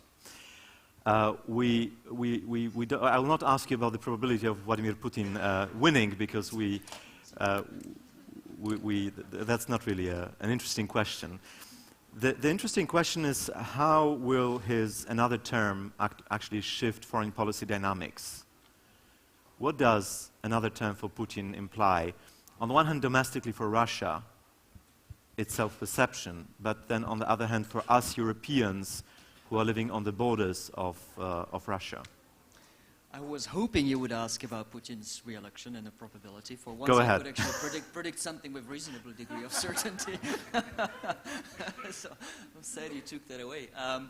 Look, there's been, obviously, to state the obvious, there's been very little campaign in Russia, because this is in keeping with President Putin's desire to have less of a political contest and more of a reconfirmation, if you will. Therefore, there hasn't been much of a debate, really, on foreign policy. You have seen attempts by Zenia Sobchak to start one by actually questioning whether the annexation of Crimea was legal. The statement in itself could be prosecutable, as you know, under the Russian law. The authorities decided not to. But, you know, by and large, there has been very little debate in the Russian in the Russian presidential election on foreign policy, because there's been very little campaign in the first place. And that's very unlikely to change because of the domination of the president, by the president of the media and of the political space. And because the main real challenger, Navalny, the real difference between him and president, of course, are not in the foreign policy domain. They lie on the issues of corruption, the economic issues, but mainly corruption. And of course, the path Navalny has chosen sensibly and wisely, I think, cleverly, let me put it this way, is one of not contesting the elections, but actually trying to drive down the president's legitimacy by turning and encouraging people not to turn out at the elections.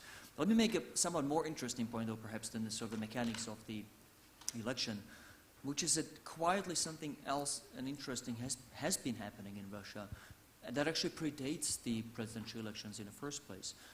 Let me wind back a little bit. In 2014, when the invasion of eastern Ukraine and the annexation of Crimea happened, the conventional wisdom among most Russia watchers, certainly the conventional wisdom in most of the intelligence at NATO at the time, was that having chosen to define his legitimacy on the basis of returning greatness and perhaps former lands to Russia, as opposed to economic issues and living standards, President Putin will now have no choice but to stay in this confrontation with the West and perhaps go in the search of ever newer adventures and conflicts to pick with us as he seeks to reconfirm his or boost his legitimacy. The idea was that in a context between the fridge and the television, if you know the analogy, refrigerator issues being the ones on sort of your income and your quality of life, TV issues being, of course, nationalism and language rights and Ruski Mir. The television has won. Putin is now going to be the television president. Nobody cares about living standards. Returning the sense of dignity is the thing to go. And the worry among Western analysts was that we're in for a roller coaster, that once the Crimea effect expires, he'll be looking for newer conflicts to keep justifying his legitimacy. That hasn't happened. Does it mean it won't happen? Well, for now the trends are heading the opposite way. The president hasn't really, of course, changed his view on Ukraine or on the West. The tone and the substance of the policies remains the same. He changed the subject. When you listen to the debates, when you listen to the speeches, the long telephone marathons that he does with the public, he has actually quietly shifted the debate back to domestic issues. When I ask my friends in Moscow, when I travel there, ask why, they tell me, look, he's been forced. In a sense that the public opinion and focus groups, pollsters, when you speak to Levada, the polling center that many of you will be familiar with, they all tell you one thing. Russian public has gotten a bit tired of the idea of overextension. They are not unlike Western publics, not unlike the US public, a bit tired of having overextended the military muscle. They want less foreign intervention. They want a bit less foreign adventurism. They want more focus on domestic issues. And Putin, in his own way, isn't completely unresponsive to popular demand. And is Putin capable of managing domestic issues, living standards, and the domestic economy in a way which would produce more growth and more equality? Or are we at risk of a situation which classically leads to war, where a leader is incapable of providing that kind of social and economic security and actually decides to go for? Excellent questions, because of course the shift... Now put the country name you wanted. I won't. And I'll be brief, but it's an excellent question, because of course the shift from sort of foreign policy issues, the Syrias of these worlds, back to domestic issues, which the president has undergone, puts him in an uncomfortable role. Because every economist of any respect or any reputation will tell you that in order to really improve the living standards and really improve the economy, you've got to diversify away from the oil and gas. You do have to obviously introduce a stronger rule of law, otherwise you'll never attract the investors and so forth. And these are all things that the president is probably not capable of delivering, for the simple reason that once you give the courts the right and the freedom to properly adjudicate on commercial issues, you know, they will eventually start to actually adjudicate on political issues, and then that's a slippery slope from the point of view of someone who runs a fairly centralized political system with all kinds of informal, possibly illegal checks and balances. So the president is now in an uncomfortable position. He's in a very comfortable lead in the elections, but in an uncomfortable position of, if you will, having shifted the public debate onto issues where he has no good answers, and they will show up over time. So the subtone in your question, is there a possibility that we will see a return to a more nationalistic tone and a tone of confrontation? The only honest answer intellectually is I can't rule it out, because I can see the pitfalls of having switched the topics to domestic political issues. On those, he isn't strong, he's short of the answers. He has far more ability to deliver results, if you will, in foreign policy or military domains. So a question to you for a number also, in terms of probabilities. In a 10-year time frame, how high would you rate the risk of Russia invading a NATO member state? I am not even going to give you a number, of course. I assume, and I think it's a very sensible and healthy assumption, that the deterrence policy we have put in place since 2014 is pretty robust. I mean, if you honestly asked me in 2014, back then I was an ambassador to NATO, whether I would ever see Germany and France agreeing with the forward deployment of foreign troops to Poland, the Baltic states, I would have said, no way. Germany is never going to agree. And now Germany is leading one of those battle groups, of course. and a non-NATO member state adventure? Look, I mean, what depends an awful lot on us is the honest answer. The lines of confrontation have now been fairly, and the reasons for confrontation have now been fairly clearly defined. What we see is, from the Russian side, is a pushback against the notion that states on its borders should have the rights and the freedom to choose their foreign policy affiliations. So an awful lot depends obviously on what happens in Georgia, Moldova, and Ukraine itself. I wanted to turn now to Christina and talk about North Korea. We are happy to have actually the majority of embassies among our subscribers, but the North Korean embassy does not read our daily English service, at least not officially. So I am free to talk here about the Rocket Man and other geopolitical adventures, and I would if things weren't so serious as they are. You are an analyst who works on non-proliferation and specifically on North Korea, so your work is in high demand these days. We have gone through a cycle of nuclear tests by North Korea, showing off a warhead, a nuclear warhead, and showing off increased capability to deliver that warhead to targets, we are afraid also intercontinental targets. And as I understand, analysts assume that there will be a successful intercontinental ballistic missile test by North Korea this year, which will mean that North Korea will have the deterrent capacity that so many countries seek as an assurance, in this case, against the US invasion. What do you think the US will do this year with North Korea? Will it sit on its toes, or on its heels, I think is the correct expression, or will it decide for a preventional, preemptive strike in order to disarm the country? That is the million-dollar question right now, absolutely. We've seen a lot of talk recently about the prospect of military action against North Korea by the US government. And I think there's kind of two sub-questions to looking at the military element. And that would be, firstly, what is the US trying to achieve by conducting a military strike? Is that complete disarmament, or is that a strike to coerce North Korea back to dialogue? And then again, there are a number of considerations that the US government would have to take in assessing that. For military action to completely disarm the regime, I see that as being a very slim choice, personally. Even with the knowledge that the US intelligence community has, it would be extremely difficult to target all missile and nuclear facilities associated with the program and target them to completely eliminate them. It would also likely need a ground force to go in over a prolonged period of time. That is obviously quite resource intensive. There are huge political challenges to get over that as well. And again, any sort of military invasion is not politically palatable since 2003. For the US? Yes, yeah, and I think more broadly as well. But you know, with whether there's a need for support from other allies as well, that sort of step is going to be a lot more difficult than it would have been at the beginning of the. So your baseline is the US will not attack? No, unfortunately not. Okay. I think it would not be a smart move to attack to achieve full nuclear disarmament. That, to me, is just not plausible. I think the more plausible option that the US administration are considering, we've seen it from public evidence, is to use a military strike to coerce North Korea back to the negotiating table. And again, I think there are huge challenges and difficulties with that as well. So in making that decision, the US will really need to consider, I think, three top things. Firstly, what level of success are they looking at? Are they looking at being able to, those two options I just mentioned, to completely wipe out the facilities and the capabilities that North Korea has? Or are they looking to coerce North Korea back to the table? And what level of success are they looking at for there?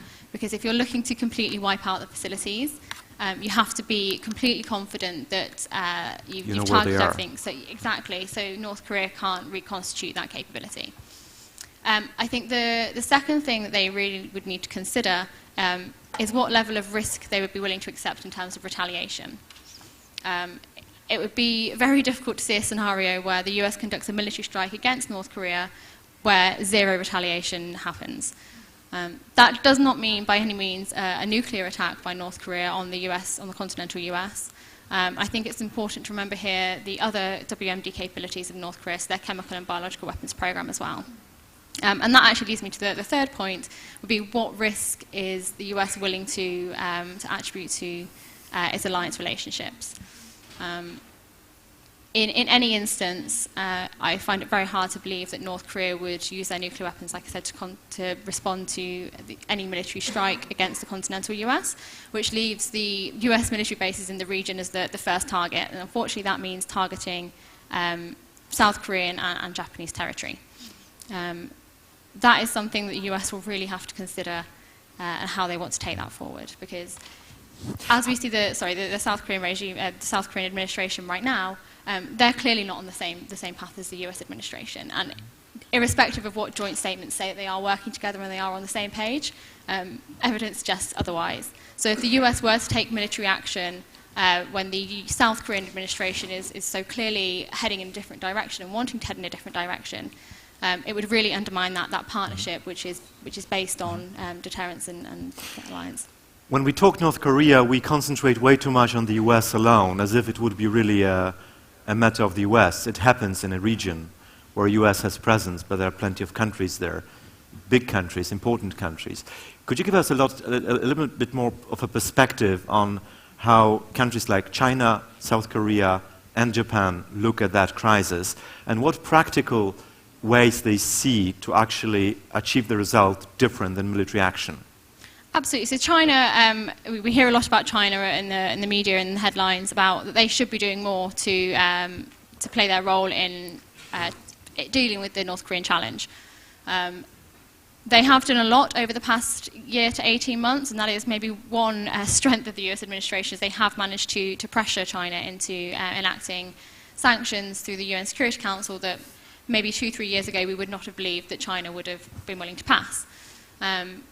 But they really see North Korea as a buffer to South Korean, the US presence in South Korea. They really don't want to share a border with a country that is unified under a South Korean administration supported by the US administration. That is not to say they're by any means happy with the progress that North Korea are making. For them, it's really a massive headache, because the more progress North Korea makes, the more tests they carry out, the more belligerence they demonstrate, the bigger chance that there is for an increased US presence in the region. And China really feel that, and we saw that with the THAAD debate as well, the missile defense system that was deployed in South Korea. That said, they do still have a bigger role to play, absolutely, through reinforcing their sanctions regimes, to making sure that there is a clear message from the Chinese administration through to the private sector. Because right now, from what we see, the government can say one thing, but those who actually have to enforce the sanctions, do due diligence, don't always appear to be on the same page. For South Korea, again, they have a huge stake in this game. It's their territory, essentially. It's their peninsula. And both the South and the North are really committed to, in the long term, having that peninsula unified again under one government. This is obviously one of the big issues. They both want the peninsula unified under their own regime, their own government. They are really intent on pursuing the challenge peacefully, and as we've seen with the upcoming Olympic Games as well, using that as a hook. I wouldn't say that we should put all our eggs in the basket of the Olympic conversations, absolutely. But it's a good place to start. And I think the same goes for the Japanese angle as well.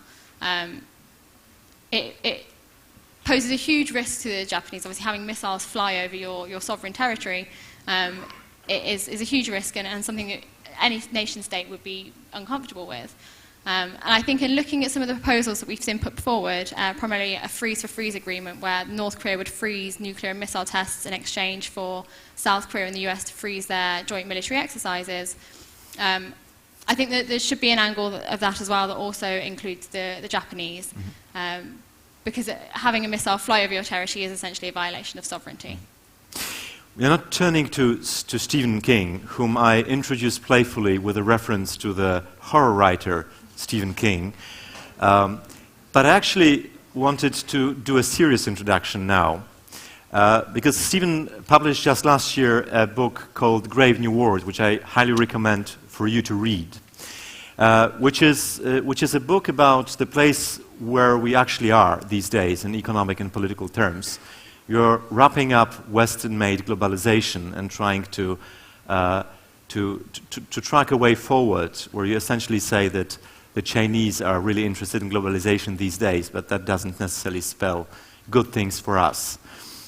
So building on that, I wanted actually to return to you with a question I asked all the participants, and I will come to the other participants back with that question. Namely, what historical period do you think we are living in now? Is it the end of the story that has been running, all the posts, all the neos, all the lates, late capitalism, neo-mercantilism, post-globalization, or are we already in a new period and we should start looking for a noun instead of something in front? Well, first of all, being called Stephen King is very handy for my book sales, because people obviously believe it's another author with a much more horrific and fictitious story. But I'm also slightly worried about saying there's a specific historical period that relates to where we are today, because history doesn't tend to repeat itself. There are always significant differences. I mean, you could point to, for example, the rise of China versus the US as the existing superpowers being the equivalent of the rise of Germany before the First World War relative to the existing superpower, namely the UK. You could refer to the Thucydides trap, which everyone talks about these days. But it seems to me that what we can say with some degree of confidence is that what people expected in the West back in 1989, when the Berlin Wall came down at the beginning of the end of Soviet-style communism, the expectations that emerged back then I don't think have been quite met in the way that the West itself had expected. Now, I'm particularly focused here on what Francis Fukuyama wrote in 1989 with his paper, The End of History, because within that, he made a series of claims that I think many Western politicians wanted to believe, regardless of the evidence. They wanted to believe these claims. And there were three big claims that came through. The first one was that Western liberal democracy was really the only successful game in town, and that countries elsewhere in the world, given the choice, given the chance, would definitely adopt those kinds of systems. The second big claim was that free market capitalism was the only economic system in town and would naturally spread through to the rest of the world. And it was ultimately a stabilizing force that would lead to much higher incomes elsewhere in the world. And there was a connected claim to that, which is that if free market capitalism spread and other countries got richer, then the West too would become richer, because there'd be an expansion of world trade, exports would pick up, Western jobs would therefore rise, investment would pick up domestically, and everything would be absolutely fine. And the third big claim, which is in one sense rather related to the idea of the spread of Western liberal democracy, but is the opposite claim, was the idea that authoritarian regimes would effectively die, that they would gradually disappear and be replaced with liberal democracies. Now, if you look at the experience since 1989, it's been rather different from those kinds of predictions, it seems to me. The first difference is that from the West's point of view, the economic outcomes have been significantly worse than was expected. And I think this is true on two different counts. The first one is that living standards in the West have grown much more slowly than had been projected 20 or 30 years ago. Much more slowly relative to other countries, most obviously China and India, but also much more slowly compared with the West's own economic history. Another big change, which of course we've heard about already this morning, was that the lower growth rates were also associated with a much greater focus on increases in income and wealth inequality. The third big issue, I guess, is that around the rest of the world, some of the most successful economies are those with very much authoritarian regimes, most obviously China. And it is worth stressing that if you look at China's development over the last 30 or 40 years, it is, I think, on an epic scale. It's much greater than I think people necessarily recognize it as being. So if you go back to living standards in China in 1980, they are the equivalent of those in the US in around about the 1780s. By 2010, so just 30 years later, Chinese living standards are up to those in the US in around about the 1930s. We've never seen such an epic transformation of living standards in such a short space of time for so many people. So this is, in one sense, a challenge to those kinds of views. It seems to me that over the last 10 to 15 years, particularly I think since the global financial crisis, which I think is best described as a Western financial crisis, frankly, because many other countries weren't affected as much as the West was, it seems to me that the West has had a kind of rethink of the benefits of globalization. And you could say that the love affair that came through in 1989 with globalization has turned sour, that many Western countries have adopted a new kind of political narrative. Now, the narratives of the past have been typically left versus right, but the narratives now, I think, are not so much left versus right, but rather globalists versus isolationists.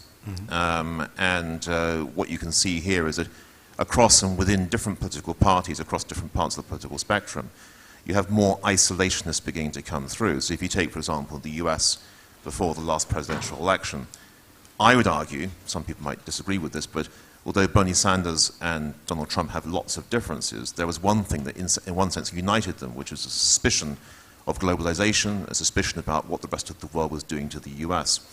Bernie Sanders famously said at one point during the Democrat nominee debate that globalization hadn't worked for the US, and nor had it worked for any country anywhere else in the world, which is factually untrue in my view, but nevertheless it was an observation that was made, which makes him sound like an isolationist. If you take the UK currently, one of the odd things about the UK is that we have two political parties, both of whom are effectively either led or controlled by isolationists for different reasons. Theresa May not be an isolationist herself, but there's a whole bunch of Brexiteers within her party who want to separate the UK from Europe and perhaps want to build a better connection with the rest of the world, but it's unclear how they're going to do that.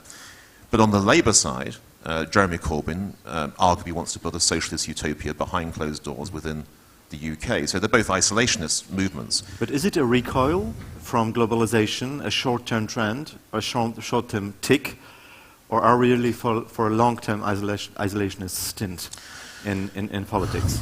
Well, it's difficult to say because the long term is always tricky to forecast. But I make the following observations. That as an economist, I can point to other reasons why the West has difficulties, which have got nothing to do with globalization. I can point to the impact of technology in hollowing out jobs and different kinds of work. I can point to the fact that it's led to a downward pressure on wages in a whole range of different industries that's made people feel upset and hacked off, basically.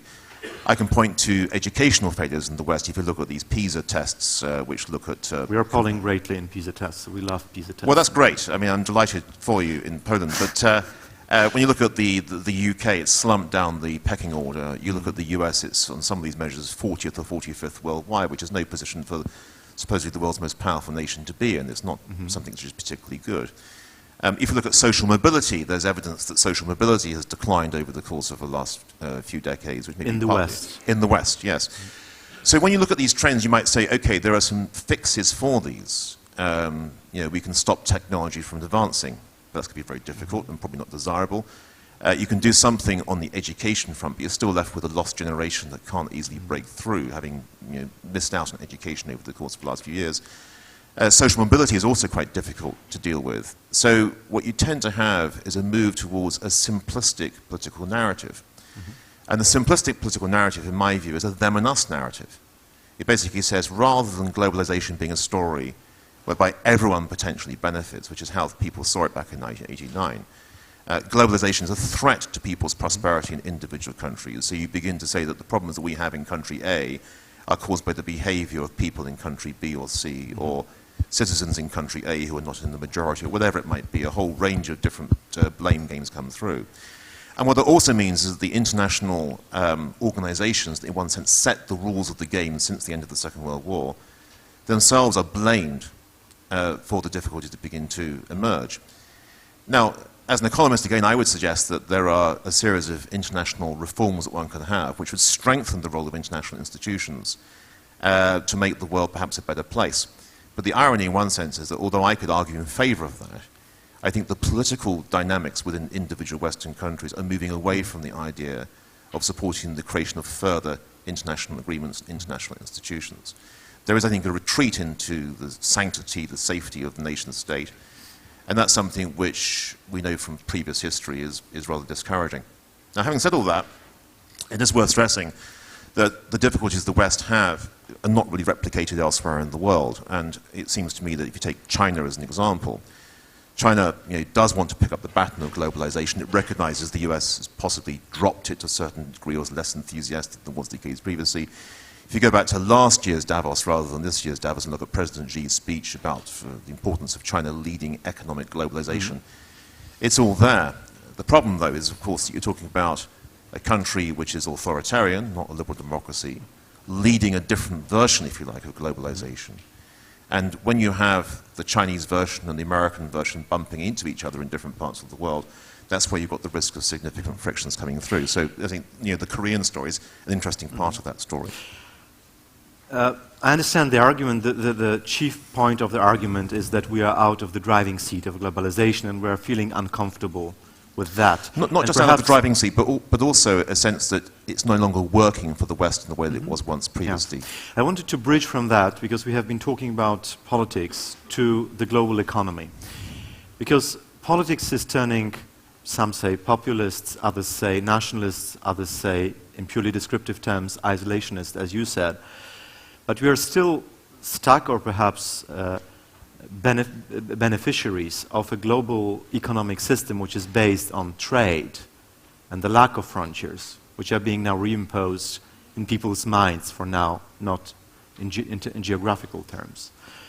So my question is this: can a free trade-based global economy thrive in an environment of resurgent nation states in the midterm? So the answer is it can, but it's worth stressing that the approach we have towards free trade today has changed compared to where it was 20 or 30 years ago. So the World Trade Organization has not managed to push a single free trade deal through. It's been less successful than GATT. Admittedly, there are rules of the game for countries to engage with each other, but the progress is less than it was.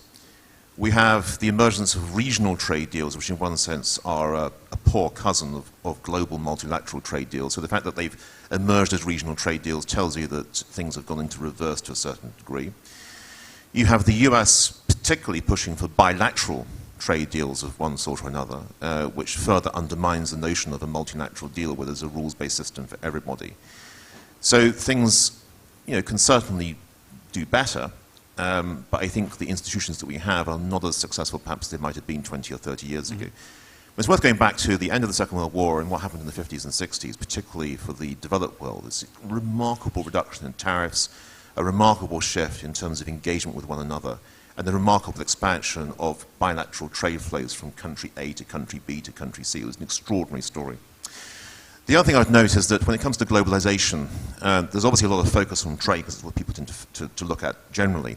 But actually the biggest single driver of globalization over the last 50 or 60 years is not so much trade, it's capital. It's capital flows, movements across borders.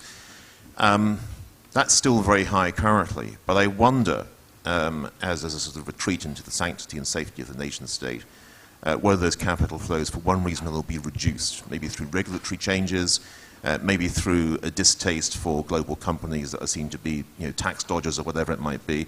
All these reasons might be there to actually reduce that flow of capital.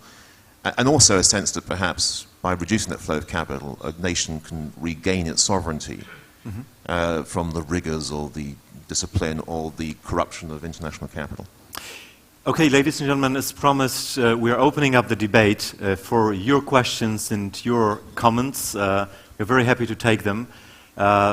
If you have a question to Stephen, it would be great to ask it now, because Stephen will have to leave before the formal end of the debate. So questions about global economy, globalization, the current state of affairs are most welcome. Is there anybody who would like to start the dialogue that we have promised ourselves at the start of this conference? Oh, yes. I'll serve as your host, please. If you may introduce yourself. Ryzyka. You guys have touched on a lot of political issues, but the fact of the matter is that technology changes the paradigms of politics, of media, of economy. So I would like you to mention the technologies that you think are going to be the most impactful and what the impact is going to be. Thank you. Okay. Stephen, could you pick up the question? I can see you from behind me. I can see you on the big screen, so I'm not going to turn around. Sorry. So first of all, I, as an economist, I'm very bad at spotting technological trends. I mean, economists are hopeless at this, so I don't want to suggest I can really spot something which is not necessarily going to come through. But I would say the following. I think that technology can be an important driver of globalization, but it can also be used in reverse. If you go back to the sort of North Korean story, if the US decides to bomb North Korea, well, it's technology, but it's technology for a completely different purpose, to changing the world for the better. And actually, I wanted to highlight this with a quote from Davos. I haven't got the precise words, but the quote goes something along these lines, that the wonderful advances of technology suggest that countries will be better connected now than ever before, and that we can move rapidly towards the universal brotherhood of nations. Now, you can imagine someone in Davos today saying exactly those kinds of words. But actually, that quote comes from Thomas Mann's The Magic Mountain, which was set in Davos in 1913. It was published, the book, in 1920s, and of course it's a satire about the optimism that existed before the First World War.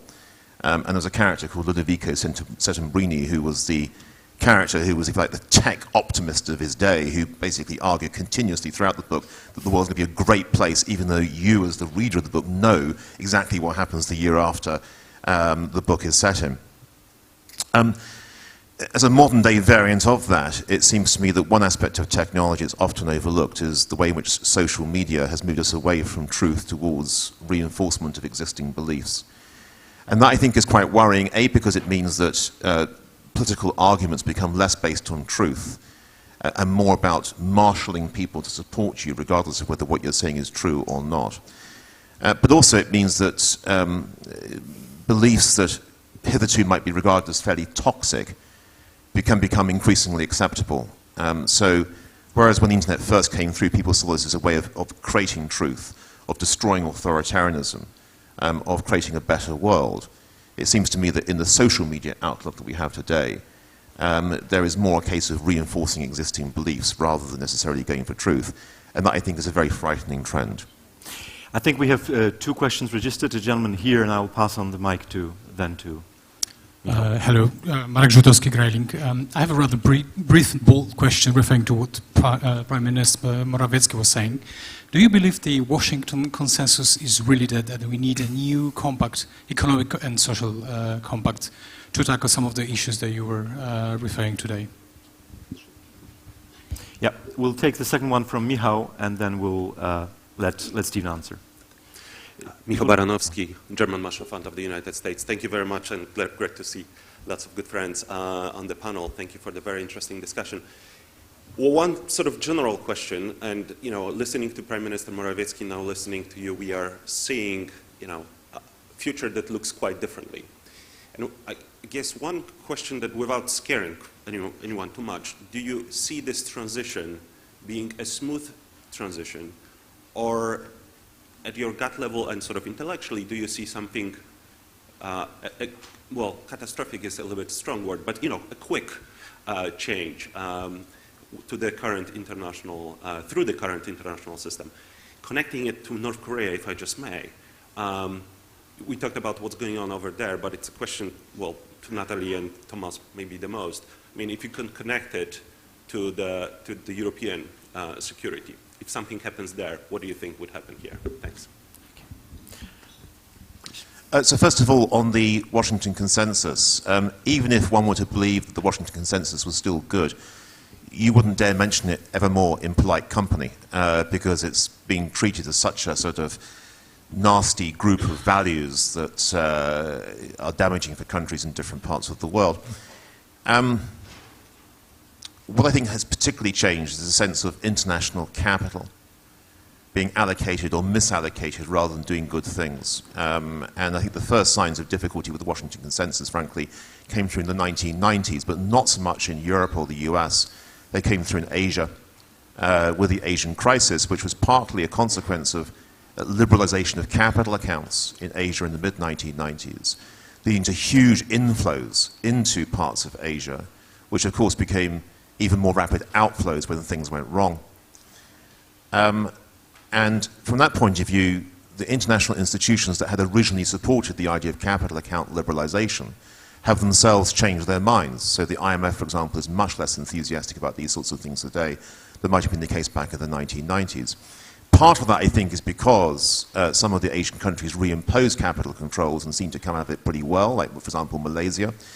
And part of it is because China has not liberalized its capital account completely and yet has had tremendous economic success. So I think there's been a rethink to a certain degree of aspects of the Washington Consensus for those reasons alone. But beyond that, I think there's also this issue that the Washington Consensus never really dealt with the issue of income inequality, wealth inequality, and those are much more important political issues today than was the case in the past. Final point is that if the Washington Consensus is partly about movements of capital across borders and the efficient allocation of that capital, well, the global financial crisis suggests that that particular aspect of the story no longer looks quite so coherent. So I think for all those reasons, it's not as attractive a story as might have been the case previously. The problem, of course, we've got nothing to replace it with, so there's a lot of uncertainty as to how countries should run their economies. As for the longer-term story or the risks of something going horribly wrong, you're all much more expert than this than I am. But one thing I would note is this, that going back to the Russia story, the China story, I think we have now got a sense of competition for who effectively sets institutional arrangements up for different parts of the world. It's partly because the US is no longer as big as it used to be. It shrunk as a share of global GDP. It's partly because, although I recognize that Putin's tune they've changed recently, there's a sense of Russia rebuilding some aspects of its imperial past that wasn't there perhaps 20 or 30 years ago, but has begun to come back as a theme. I think it's also because China is creating institutions today which are not dissimilar from the Bretton Woods institutions, but are designed to further Chinese interests in the world. So I'm thinking here of the Regional Comprehensive Economic Partnership, the Shanghai Cooperation Organization, most obviously the Asian Infrastructure Investment Bank, which is there to fund China's Belt and Road initiatives. And it just strikes me that when you have these rival international institutions being created, it's a little similar to something that emerges not so much from Grave New World, or indeed Brave New World, which is ultimately a utopian nightmare, but rather from a dystopian nightmare, namely 1984 by George Orwell, because in Orwell's book, he describes three sort of big global powers rivaling each other and constantly either two against one at war with each other. And those three rival powers are Oceania, East Asia, and Eurasia. And if you simply change those names to the US, China, and Russia, you have something which may not be a million miles away from some of the strains and stresses that are beginning to emerge in the world economy today. And that raises rather an interesting question, which is that for Europe, I think there's a very tricky choice out there, because in a nutshell, I would suggest that we've lived through for actually hundreds of years now what we might describe as a post-Columbus world, which was originally centered on Europe, spread through to Europe's effective colonies elsewhere in the world, which then became independent, of course, with the US. But you've got this kind of European version of history. And with the rise of China and so on, you've now got what I think is the return to a pre-Columbus world, a sort of story whereby you have a Eurasian theme beginning to emerge. And then the reason why it raises an interesting question for Europe is that the economic opportunity may be to the east, but the east is not the natural home of liberal democracy. And how that evolves in the years ahead, I think is not clear, but I think it's an area of tremendous uncertainty for Europe itself. Natalie, would you like to co-answer the question posed by Michał? Yeah. I mean, I would say, and as I guess the Italian in the room, I cannot answer this question without citing Antonio Gramsci, meaning the question on the global transition. Because I think his words back then are extremely pertinent today. We know where we're coming from.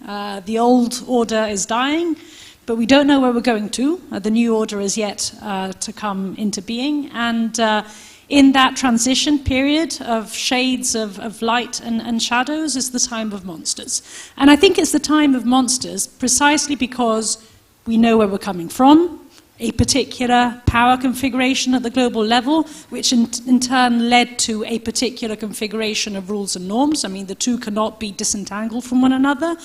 But we don't know what that power configuration is going to look like in future. And we don't know it because whereas we may know some elements of it, power shifting to the east, we also know that power will diffuse and is diffusing beyond the confines of the nation states. We know that power does not mainly reside within a particular actor, but because of particularly technological developments will flow between actors. So we're basically in a brand new world here. And so we cannot quite know what the norms and rules that will embed that power configuration are going to look like. Now, does that time of monsters therefore mean that there will be a major war against Russia or a nuclear attack by North Korea or the definitive implosion of the Middle East? Well, hopefully not, not necessarily. Does it mean that this period of instability and chaos is going to be with us for years and possibly decades to come? I would say definitely yes. So get accustomed to crisis and instability. There were two questions in line. I understand, sorry, I'm trying to use two microphones, which is not a good idea. One from Kuba and another one from Jan as a follow-up. Thank you very much. Jakub Wojnarowski, ACC Poland. My first question is related to another power that was not mentioned during the discussion, with China. Stefan tried to put some remarks on China in answering to the question on the Washington Consensus, but my question relates to whether the Chinese initiatives like Belt and Road and other activities that are run there can have a significant impact on the economy and politics in the current year. That's the first question. The second question is related, if I may, related to the Brexit process.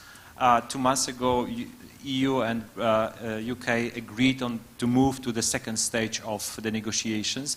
Does it mean that we can expect more smooth exit, or shall we expect something different that we supposed to happen at least half a year ago or a year ago? Thank you very much. I think this is an easy one, given the fact that you're meant to leave in 2 minutes, but I sense you'll stay with us. Okay, so on the China question of Belt and Road, China has had, in one sense, a relatively easy time of it in terms of its development over the last 30 or 40 years. By easy, I mean that it's the eastern coastal provinces that have grown rapidly. They've been engaged with the rest of the world. The inland parts of China have remained relatively poor. One of the reasons why Belt and Road is so important is that it connects those inland parts of China with other parts of Asia. But it also creates a risk, namely, how does the rest of Asia react to their economic relationship with China? And here I think this is a situation where China is more out of control of what it wants to achieve than it might have been in the past. That I think itself is a high risk factor. It's also worth noting when you think about the creation of the belt, which is effectively the land-based part, as opposed to the road, which is oddly enough the sea-based part. The road will travel through parts of Asia which themselves may be unpredictable or difficult in the future. Going back to the energy topic, the issue of how you diversify away from energy in the future, it is possible to say that Russia, Iran, and so on could be in significant difficulties in the years ahead if we move towards a post-fossil fuel world, and in those circumstances maybe you have political instability right on China's borders in the case of Russia, and not very far away in the case of Iran. So you've got those kinds of difficulties out there. On Brexit, I wish I knew. You've got to bear in mind that in Britain at the moment, every day there's a new newspaper article about the civil war going on within the Conservative Party, who are the people supposed to know what they want from Brexit. And so, in a nutshell, it comes down to the fact that, the way I put it is that the EU is offering Britain a series of set menus. There's set menu A, there's set menu B, there's set menu C. And Britain wants to have an a la carte series of choices. We want this bit and that bit and the other bit. Regardless of what the EU wants to say to us. And who likes to go to restaurants with set menus? Well, exactly, it's true. But I think, so for example, there are many people in Britain who think that we should leave the EU but should be part of the single market, or maybe at least the customs union.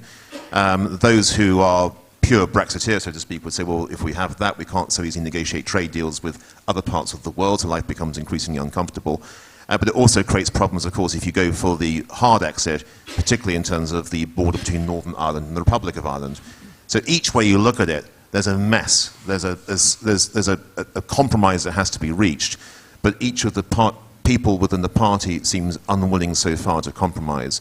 And in the absence of compromise within the Conservative Party of the UK, it's difficult to work out how Europe can negotiate a settlement that works for Europe and the UK together. So basically the Conservatives have to resolve their inner tensions before anything else really gets done.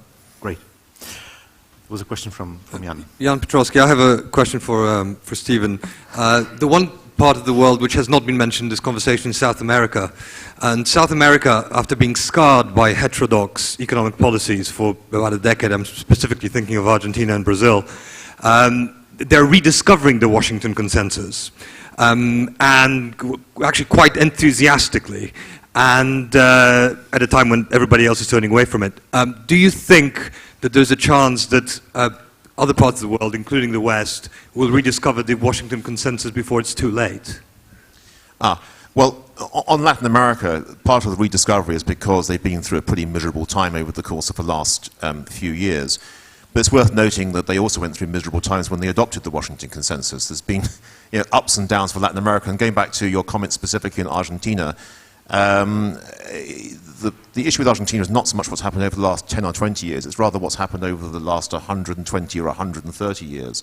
But this is a country that has been prone to booms and busts continuously, decade after decade after decade. And it reflects partly a very low level of domestic savings, a dependency on capital coming from the rest of the world, but also sometimes an inadequacy to protect the interests of those who invest in Argentina. So things go well, then go badly, then go well, then go badly. It's been a sort of persistent story over many, many years. So yes, they are rediscovering the Washington Consensus, but at the moment their performance has been subpar relative to the rest of the world. It may get better, but unless it does get better significantly, then I think people will look at it and say it's not an experiment that's worked particularly well. Great. I think I have to go. I'm sorry yes, about this. we were sorry to see you leaving, but thank you very much for being part of the debate. Please give a round of applause to Stephen.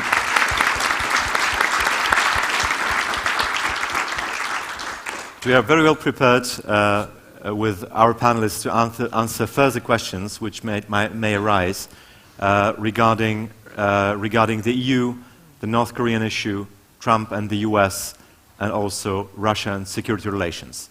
Are there any questions which we could take now from the audience?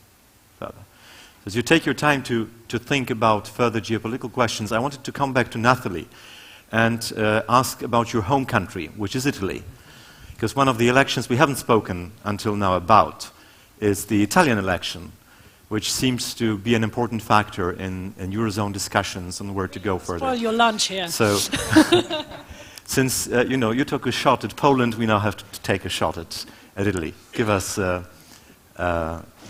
fast-forward look at where the Italian election is heading and what are we to expect in the Eurozone and Europe from Italy? Well, nothing good is the short answer. I think, and here you're being unpatriotic. Very definitely. And here I'll very quickly reveal my political colors in case anyone had any doubts. I mean, basically, I think we are playing with three possible scenarios. And it goes from disaster to bad.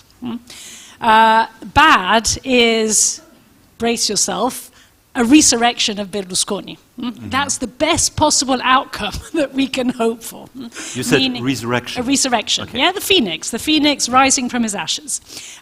So basically some sort of grand coalition tilted to the right, meaning with Berlusconi's party having the lion's share together with the Democrat Party.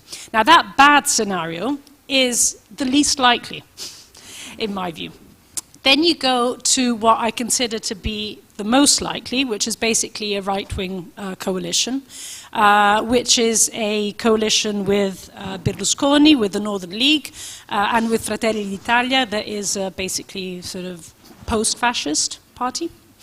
And that is the most likely scenario. And then you have the disaster scenario, which is the five-star movement together with the Northern League. Now, most Italians would dismiss it. This disaster scenario, but I'm actually not so optimistic about this. I think there is a bit of a natural tendency, and we've seen it before Brexit, we saw it before the election of Donald Trump, of simply not wanting to contemplate that disaster is a real possibility. And I think, we may be there in the case of Italy. Now, there is a silver lining to it. So politically, an absolute disaster. I really don't see any good outcome moving forward. Just domestically or also for Europe? Well, this is the silver lining. The silver lining is that I don't think that even in the most disastrous political outcome, the policy consequences, when it comes to Italy itself, but then in relation to Europe, are actually going to be all that much. Now, the state in Italy has this incredible ability to contain. Now, it tends to contain even when good things happen, meaning, you have good laws being passed and they're not implemented. I mean, if we think, for those of you who recall back 2012, Mario Monti had sort of passed measures for major spending reviews. 2018 has not been implemented yet. But of course it has its positive sides, meaning, you have a disaster government coming in and saying it wants to, whatever, it won't do this, but even saying it wants to hold whatever referendum on the euro, it won't happen. So actually I think when it comes to Europe, the implication of this pretty grim political scenario moving forward is not so much that it will have a major consequence on Europe, it's rather that Italy will not play the role that it could be playing in this relaunch of the European project that we were discussing earlier. There is a question from the Australian ambassador who bears a Polish name. Paul Wojciechowski, Ambassador of Australia. Thank you very much. Actually, I come from a very happy country, but unfortunately my question is more about the catastrophic. I wanted to use the amazing panel we have here, colleagues particularly from the US, and also experts in Russia and North Korea, to ask about nuclear weapons. I'm just wondering, given last week's release of a US new report on nuclear weapons, I think the posture review it was called, are we seeing a significant change in the way nuclear weapons are seen as a weapon in terms of perhaps use of smaller devices, our doctrine on the use of them changing, and what's the likely impact of a discussion on the use of those weapons, but particularly reactions from Russia and of course any implications on developments in North Asia as well. Thank you. I think this is a missile which heads your way, Christina, and then Thomas. Yeah, absolutely. So the US NPR did come out last Friday. I've only skim read it so far, so I have to apologise that I've not got my teeth into it. But absolutely, it does reflect some concerning changes to US nuclear weapons policy. The primary one being the one you mentioned about the change in yield and smaller nuclear devices being used. A lot of the framing of that has been focused on Russia. Yeah, I personally find that a little bit hard to believe based on Russian capabilities of detection, and actually that those smaller devices are probably more likely to be aimed at lower level conflict, possibly on the Korean Peninsula. However, that said, it does not exclude messaging to Russia in terms of European deterrence. I think there is a slight silver lining, despite the concern that lowering the nuclear threshold does bring, in that it could open the door for parity in negotiations of arms control with Russia going forward. One of the big issues in progressing arms control with Russia between the US and Russia has been the stalling point of the US wanted to talk about Russia's tactical nuclear weapons, so those lower yield weapons, and Russia absolutely categorically saying no, that is not on the table for discussion. So although I absolutely do not agree with the lowering of the nuclear threshold through smaller devices, by integrating those capabilities, it puts them on the table for negotiation. So I'm sceptical of that, but it's a concept worth exploring. Yeah, it's something worth exploring there. For the more broad debate on how we're seeing nuclear weapons and how we're thinking about nuclear weapons, I think the run-up to 2020 is going to be an incredibly politically difficult time. 2020 we had the Non-Proliferation Review Conference, and the big shadow over that not only is the NPR, but the Nuclear Weapons Ban Treaty. So the non-proliferation community right now is at an incredibly difficult crossroads. We've not had a successful non-proliferation review treaty conference in quite a long time. and the prospect for consensus and a successful 2020 conference is looking increasingly slim. The conversation and dialogue between the P5 is not looking fruitful at all, mostly because of the US-Russia relationship. And you have those who are wanting to drive disarmament efforts forward, potentially leaning towards the ban treaty and looking for alternatives to make that happen.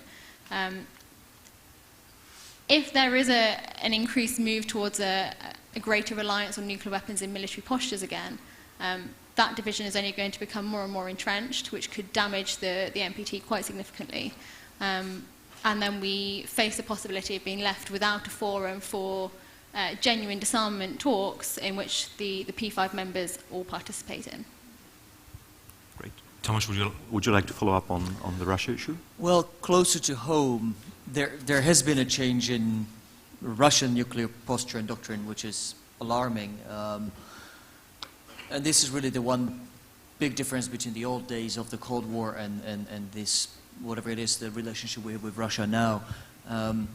When you study Russian doctrine, when you look at the exercises they conduct, when you look at the documents they release, it's fairly clear that they envision a use of nuclear weapons, small nuclear weapons, but nuclear weapons nevertheless, fairly early on in a crisis. The idea is that they believe that they have a stronger will to act than we do, and that the resolve is our central weakness, and the way to weaken the resolve even further, fatally perhaps, to the point where NATO, whatever combination of states, decides not to fight. The way to put us in that situation is by detonating a nuclear weapon earlier on in a conflict, using against the forces that were moving to the area, or simply as a means of demonstration, assuming that our public opinions will do the rest, and the headlines will do the rest.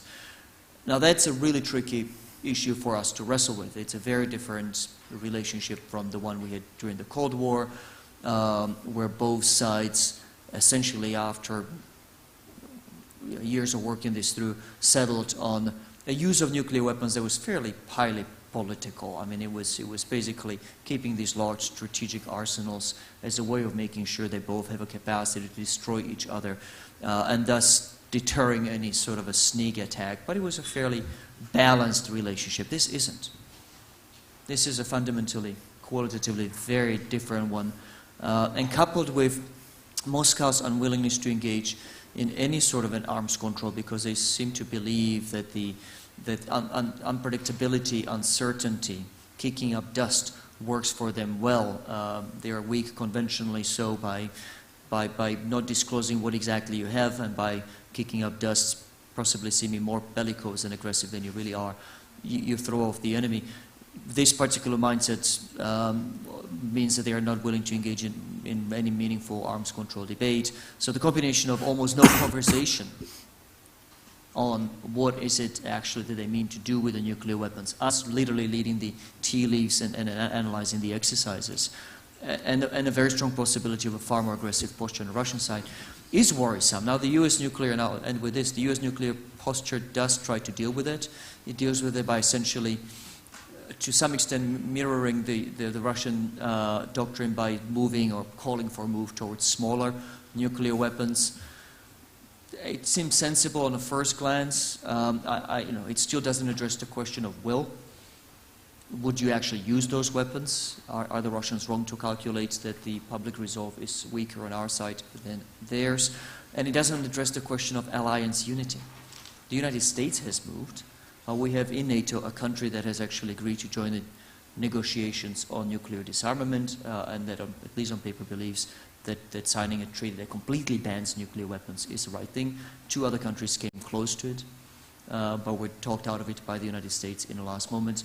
So we have homework to do on essentially agreeing a new NATO nuclear policy for this age, and it's going to be a bloody difficult conversation. Before we go to the next 2 questions which are in line, I have a surprise for you. I would like to fill the seat in the panel. As you might remember, if you have been at Risk and Trends last year, we are having a small forecasting tournament with US participants. We asked 15 questions last year regarding geopolitics, the global economy, and local politics. And we have a winner. We have somebody who managed to correctly predict 13 out of the 15 questions, to answer correctly 13 out of the 15 questions. I wanted the winner to collect the prize, and the winner is Mr. Karol Pogorzelski, an economist in ING Bank, who, as I said,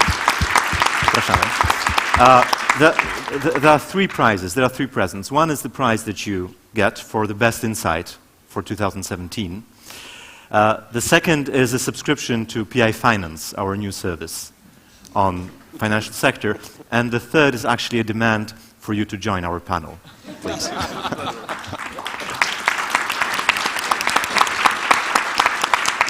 We are really happy to have you here, and I hope that your colleagues from ING will bring the good news to the economic department at the bank.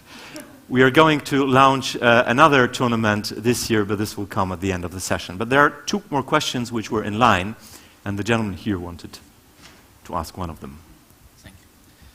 Thank you. My name is Julio Bravo. I'm the ambassador of Chile.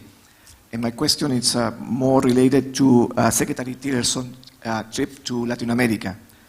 After 1 year, he's for the first time visiting our region, and he warned the countries of Latin America of the trade level that we are having with China. And he also dared to say that this is a new imperialism of China. Most of the Latin American countries have replaced the US as the main trade partner, mainly Chile, Brazil, Argentina, and Peru, and Colombia also in the same line. So my question is related to this position. How is do you see the participation of China in Latin America, and if this can be connected as a new imperialism, the way that we understand imperialism, when it's just not only trade, it's just only that you want to also impose a political system? Thank you. Who'd like to pick up the question? Okay. Well, I think that,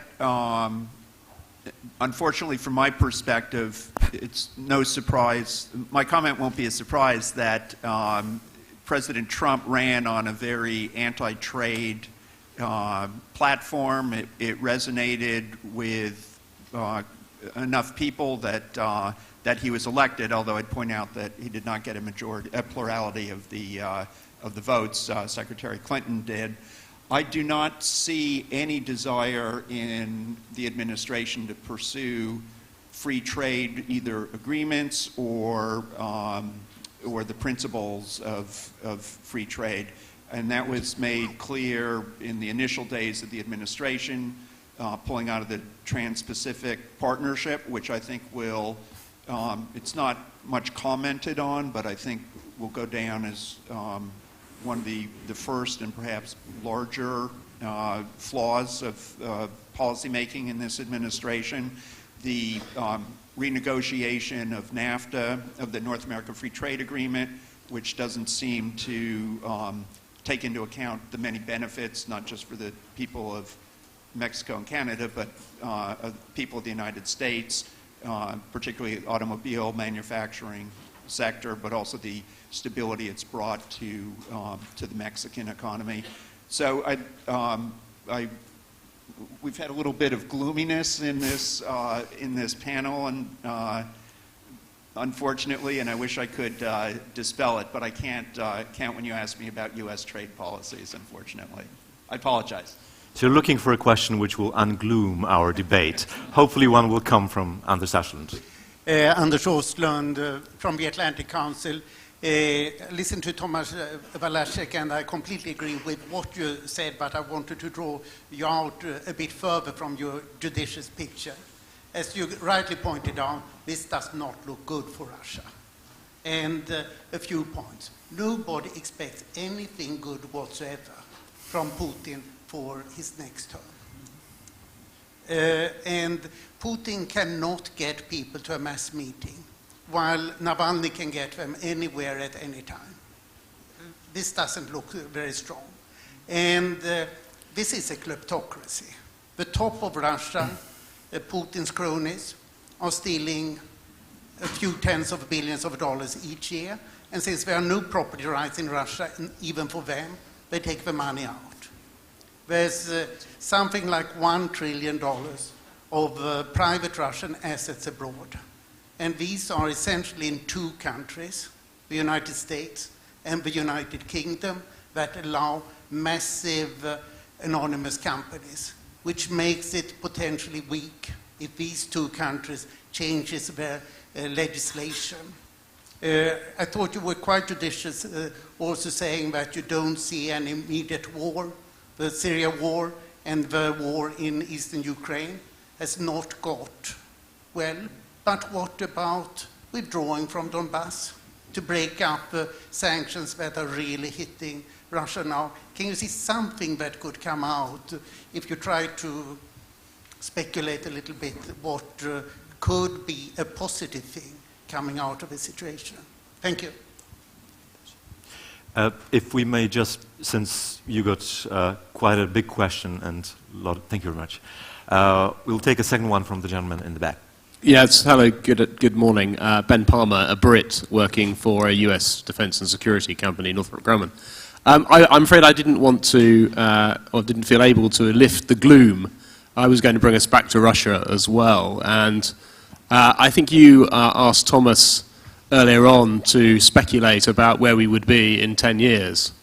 And I think he very deftly sidestepped that particular hospital pass because it's very difficult to predict. But I was very struck by the way you framed the question. You framed the question in terms of a Russian invasion of a NATO ally. And I just wondered whether the panel, Tomasz and the panel more broadly, thought that was the right way to think about the Russian threat. Is it actually a question of thinking in binary terms about the incursion of sovereignty in a physical sense? Or isn't there quite a lot that we could expect the Russians to want to do, as they've been doing, to continue to do, which will fundamentally assault the ways in which we in the West think about the way we live our lives? And I want to be interested to sort of explore that slightly more broadly. Sure. I use the word invasion with regard to Donbass, not with regard to any Russian plans for NATO. I stand by it. I think it's fairly clear. What was happening in August 2014 is that the Ukrainian army was on the verge of defeating the forces in Luhansk and Donetsk, and was aided by a massive influx of regular and irregular Russian forces into eastern Ukraine. If that's not an invasion, I'm not sure what is. But I didn't refer to the most likely sort of confrontation we, as a Western community, NATO, EU, have with Russia as invasion. That's not my word, because it's not by far the most likely one. It would be foolish. It would be hitting us where we're strong, and you know, the Russians are a number of things, but they're neither naive nor stupid. Therefore, you know, the context, the scenario in which I worry about an actual military confrontation is actually one arising out of misunderstanding. Because again, I think at the end of the day, notwithstanding the points I have made earlier about Russia thinking through and exercising a war in which actually wins against us, I still think it's such a disastrous scenario with the actual possibility of going spectacularly against Russia should our resolve turn out to be stronger than it assumes. And it has already turned out to be stronger on the EU sanctions. Who would have thought that we would be, in 2018, treating them as a routine matter that's rolled over as a matter of, without discussion. So notwithstanding that what I had said earlier about Russian preparations for war, I do not believe that they would want to enter in any calculated way into any confrontation with an actual use of military force, given that the preponderance of forces is so clearly and evidently and visibly at the end of the day in the final accounting on our side. So what is it that they continue to try to do? And we have already alluded to that. It's a sense of destabilizing and simply sapping the will through either encouraging, a combination of encouraging extremist forces which then question the basic tenets of the democratic societies. We've seen it with financing via Czech-Russian bank of Marine Le Pen in France, the clear financial support that goes to extreme right forces, basically open fascist forces in Hungary and elsewhere. It's sowing discord and chaos into the information field via social media, the sort of things that Twitter and Facebook at last are reporting about in great detail. To what purpose? Do they really mean to change our minds?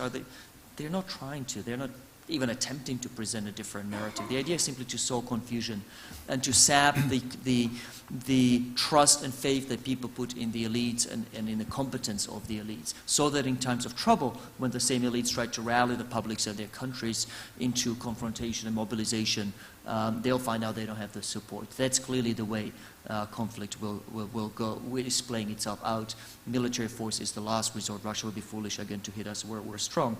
Really quickly to answer this question, do I see anything good coming out of Russia? The irony is you're far better expert on Russia than I am. I spent a week in Russia in December. That doesn't make me nearly as strong on the subject as you are, Anders. I went to Moscow in December hopeful that I might find something good to report on the Donbass, capitalizing on what, again, pollsters and others in Russia tell me about the sense of fatigue and overextension that the Russians genuinely now seem to want to pull back. They want their government to do fewer foreign interventions, fewer foreign adventures. That seems to be real, and Putin is responding to that. So I went to Moscow asking we might see an actual beneficiary effect, therefore, on the Kurt Volker-Surkov talks, on the bilateral US-Russian talks, on some sort of a peaceful resolution to Donbass, which would be great, in this bleak sea of gloom and doom. One encouraging thing. Well, I found nothing encouraging to report out of Moscow. What I found was a city that was completely enthralled by the Robert Mueller investigation. Those in the room who know Russia is better than I will roll their eyes. There's a tendency on the Russian side to always assume everything is about them. And when I tried to explain the Mueller investigation, it wasn't about them. It's about Trump and about upholding U.S. law in the face of something important, U.S. elections, integrity of U.S. elections. They wouldn't accept that. Surely this is all about us. It's after coming up with a new excuse for sanctions. They, by then, had intelligence and information that this list was coming out. That's what the obsession in Moscow was all about. In an ironic way, it's this obsession with the Mueller probe that has underlined completely any confidence on the Russian side that the talks with Kurt Volker, Ambassador Volker, make any sense. Because the way the Russians tell it is, the only thing that U.S. has to promise to us and to deliver that we can actually want from it is relief from sanctions. Otherwise, we're sitting pretty in Donbass, right? It hasn't gone the way we wanted it to. It's turned out to be more complicated, more bloody, but it's affordable, it's manageable. We have Ukraine kind of where we want it to. So the only reason for us to move, really, to change our policy is if the U.S. could credibly lift or promise to lift sanctions. But of course the United States isn't going to do that because the United States is obsessed with punishing Russia at any cost. Again, Mueller is looking for more evidence, for more sanctions. The United States is inherently has turned irreconcilably antagonistic towards us. And I walked away, adding to your doom and gloom, with a sense that as encouraging as on some levels the change in Russian attitude should be, and it should put us in a better place for possible settlement on Donbass, it hasn't because of their complete unremitting focus on and conviction that the United States, via the Mueller probe, is out to punish Russia. Please, Gordon. If I can just ask a follow-up question. I'm glad to hear that Moscow's as absorbed with the Mueller investigation as Washington is. But say, for example, what I consider to be a likely outcome, which is the Mueller investigation, it concludes by the end of the year. Let's say it doesn't lead to an impeachment proceeding against Trump. So the Mueller investigation's behind us. Then do you think the Russians would be more interesting to engage with the Volker negotiations? How would that change the dynamic? Well, let me repay the honor and answer a question with a question, which is that I guess much would depend in the Russian mind and final analysis on whether they conclude at that point that the Congress also ceases to be hostile to to Russia. What I mean by this is what the Russians see, and not wrongly, is a complete dichotomy on Russia in Washington. You have a president who is clearly unwilling to impose sanctions. He has produced a list of individuals apparently copied and pasted from the Kremlin, or from Forbes 500, right?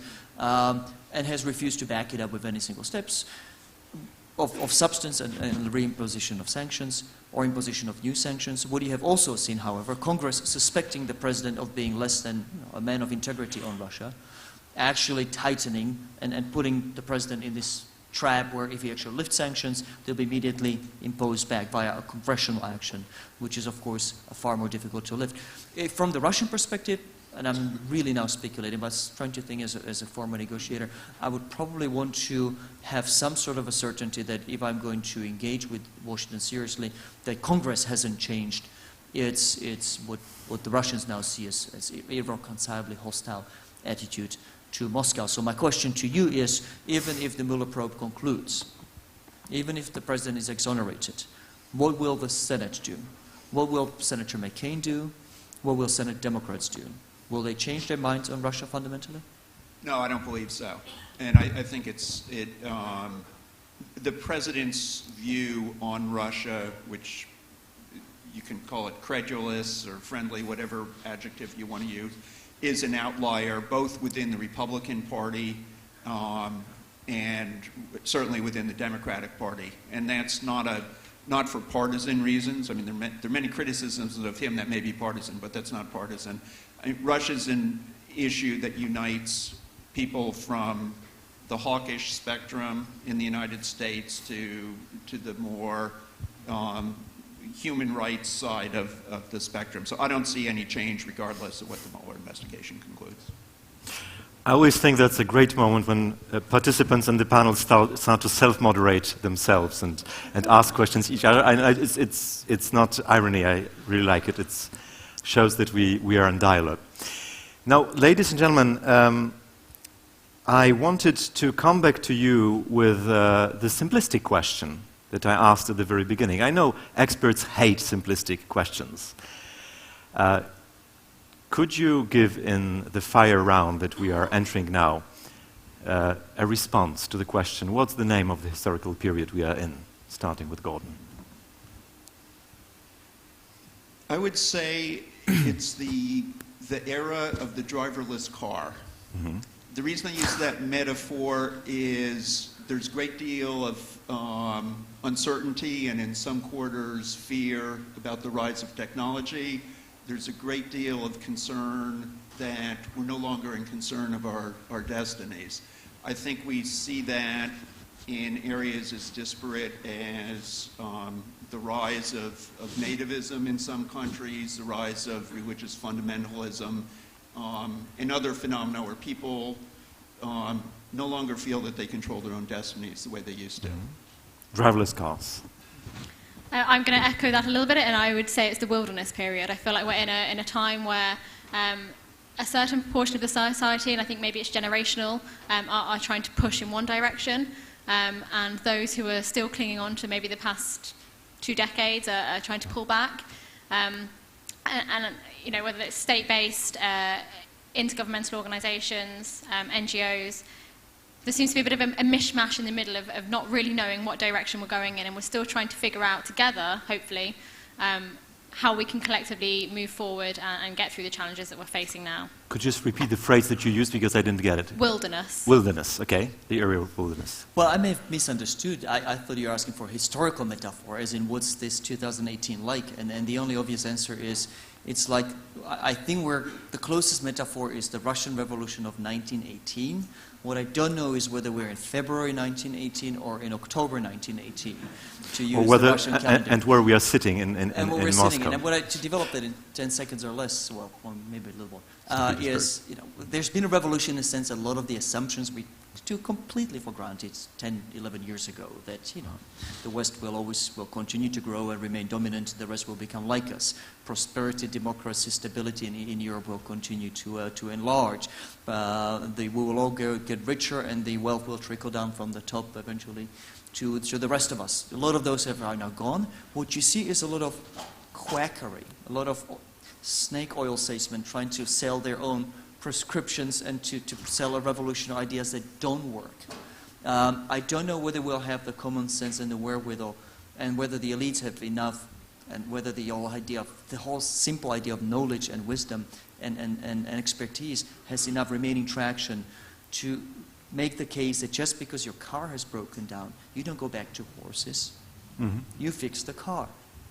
And I just don't know whether we are, again, I think the February 1918 was the moment where there was an opportunity to fix the car. By October 1918, the decision was made to go back to the horse. And I just hope that we're back to, we're still in the February period, and there's a hope of avoiding the October outcome. Natalie, you partially gave an answer, but I'll be quizzing you for another one. So. Yeah, indeed. My metaphor is indeed the monsters, with the monsters being the nationalism and the nativism and the closure and the protectionism. And the reason why those monsters are popping up their heads, or rather the reason why they're not being sufficiently contained, is because the norms and the rules and the institutions that we've been used to are simply too weak in this process of transition to make sure that containment, if not complete diffusion or eradication, takes place. Would you like to give it a shot? Yes, of course. Great. And I would like to go more of a big picture and follow the rule of naming ages by the material. So we've had a Bronze Age and a Steam Age, and I think we are all living in a plastic age. Age of plastic, like this is the material all the things we're dealing with is made of. And I think, when I'm thinking about it, is that it's quite a nice, nice name, because plastic is something very diverse. Lots of things are made from plastic, so it's not like a steel where you have only few things like swords made of it, and lots of things not. Everything is made from plastic. Another thing is no one really knows how plastic is made. So there are lots of types of plastic. It's somehow made from oil, but no one really knows how. And the last thing is that plastic is very flexible. So I would tell that we live in times where are very fluid, like plastic, very diverse, and no one really knows how does it work. It's also a great metaphor for artificiality, which is part of our problem with both intelligence and politics these days, a lot of artificiality in politics. I want actually to grill you a little bit more. We just have 2 or 5 minutes left. And since you were correct on your forecast last year, what is your forecast for GDP growth in Poland for 2018? I work in a team, so... Okay, the team's forecast. So I would tell that our team's forecast is that the growth in Poland will be around 4.4% per year. And if I may, I would like to reveal my strategy for last year's voting. Okay. Because there was a strategy. There was not a pure guesswork. Have we been gamed? Yes. Okay. But not by me, but by the reality, I think. So there were a couple of questions on macroeconomics when I went with my team's forecasts of ING, which was very good. But there were some couple of questions I did not know what the answer is, and I did not have a defined opinion on them. So I thought that the year before was the year of Trump and of Brexit, and everyone was thinking revolutionary. That something big should happen in 2017, and I thought that people usually overestimate the importance of current events and the importance of politics in shaping our reality. So I thought I would vote each of the questions like nothing would change. Okay. So the opposite, which won the competition, of course. So you have interpreted... and managed me to get 13 out of 15 answers correct. But I also understand that the strategy is good for one people and bad for the others. Like when you're thinking global, probably the answer nothing much would change this year would be a good answer. But if you're exposed to very particular risks, you're looking for something different at all, and for other experts, not on forecasts on everything in the world, but on this very specific area. Great. So you're forecasting also on the basis of sentiment, which is a renowned also method of interpreting Davos. If the Davos crowd is saying everything is going down the drain, then things are probably in control. And when Davos, as it was this year, is all happy, then we are probably in for a crisis. which I hope we won't be talking about here because we don't want to be doomers. Now, there is one more thing I wanted to tell you, which is related to what the Prime Minister alluded to.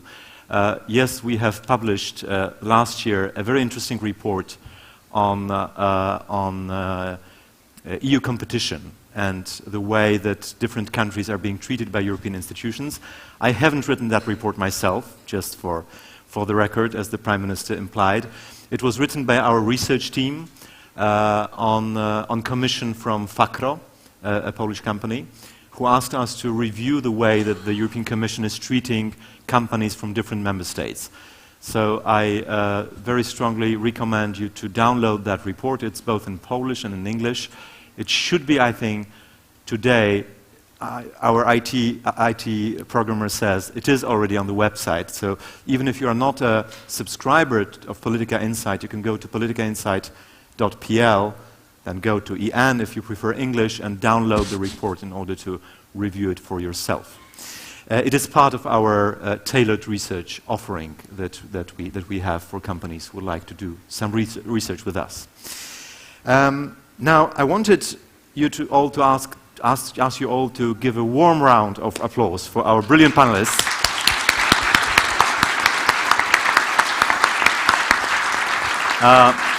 Which were Natalie Tocci from the Institute of International Affairs, Cristina Variale from the Royal United Services Institute in London, I got it, Tomasz Walaszek from Carnegie Europe, Gordon Gray from the Center for American Progress, and Mr.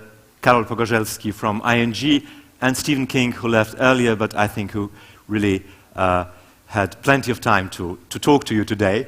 So thank you very much for being here and listening to that global debate. I really recommend you and invite you to join us for the after-lunch conversations. And just related to that, please be reminded that this room has to be vacated, so please take all your belongings with you, because we'll be dividing the room into smaller rooms in order to accommodate the panels on energy, finance, and technology. And the technology panel happens on level -1. So in order to join the technology debate, you have to go to the lobby and then with the staircase downwards. Thank you once again for being here at Risk and Trends 2018. Thank you.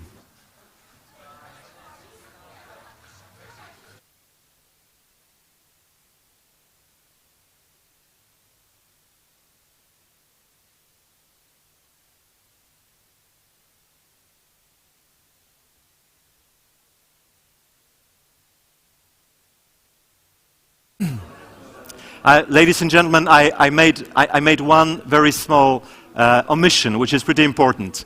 I'm very sorry to stop you. We actually are repeating this year the forecasting tournament. So in your conference books, you have pages which you can tear out, mark your forecasts, and throw your ballots into the ballot box on the right when you exit. We'll be very happy to have as much forecast as possible to choose a winner next year. Thank you.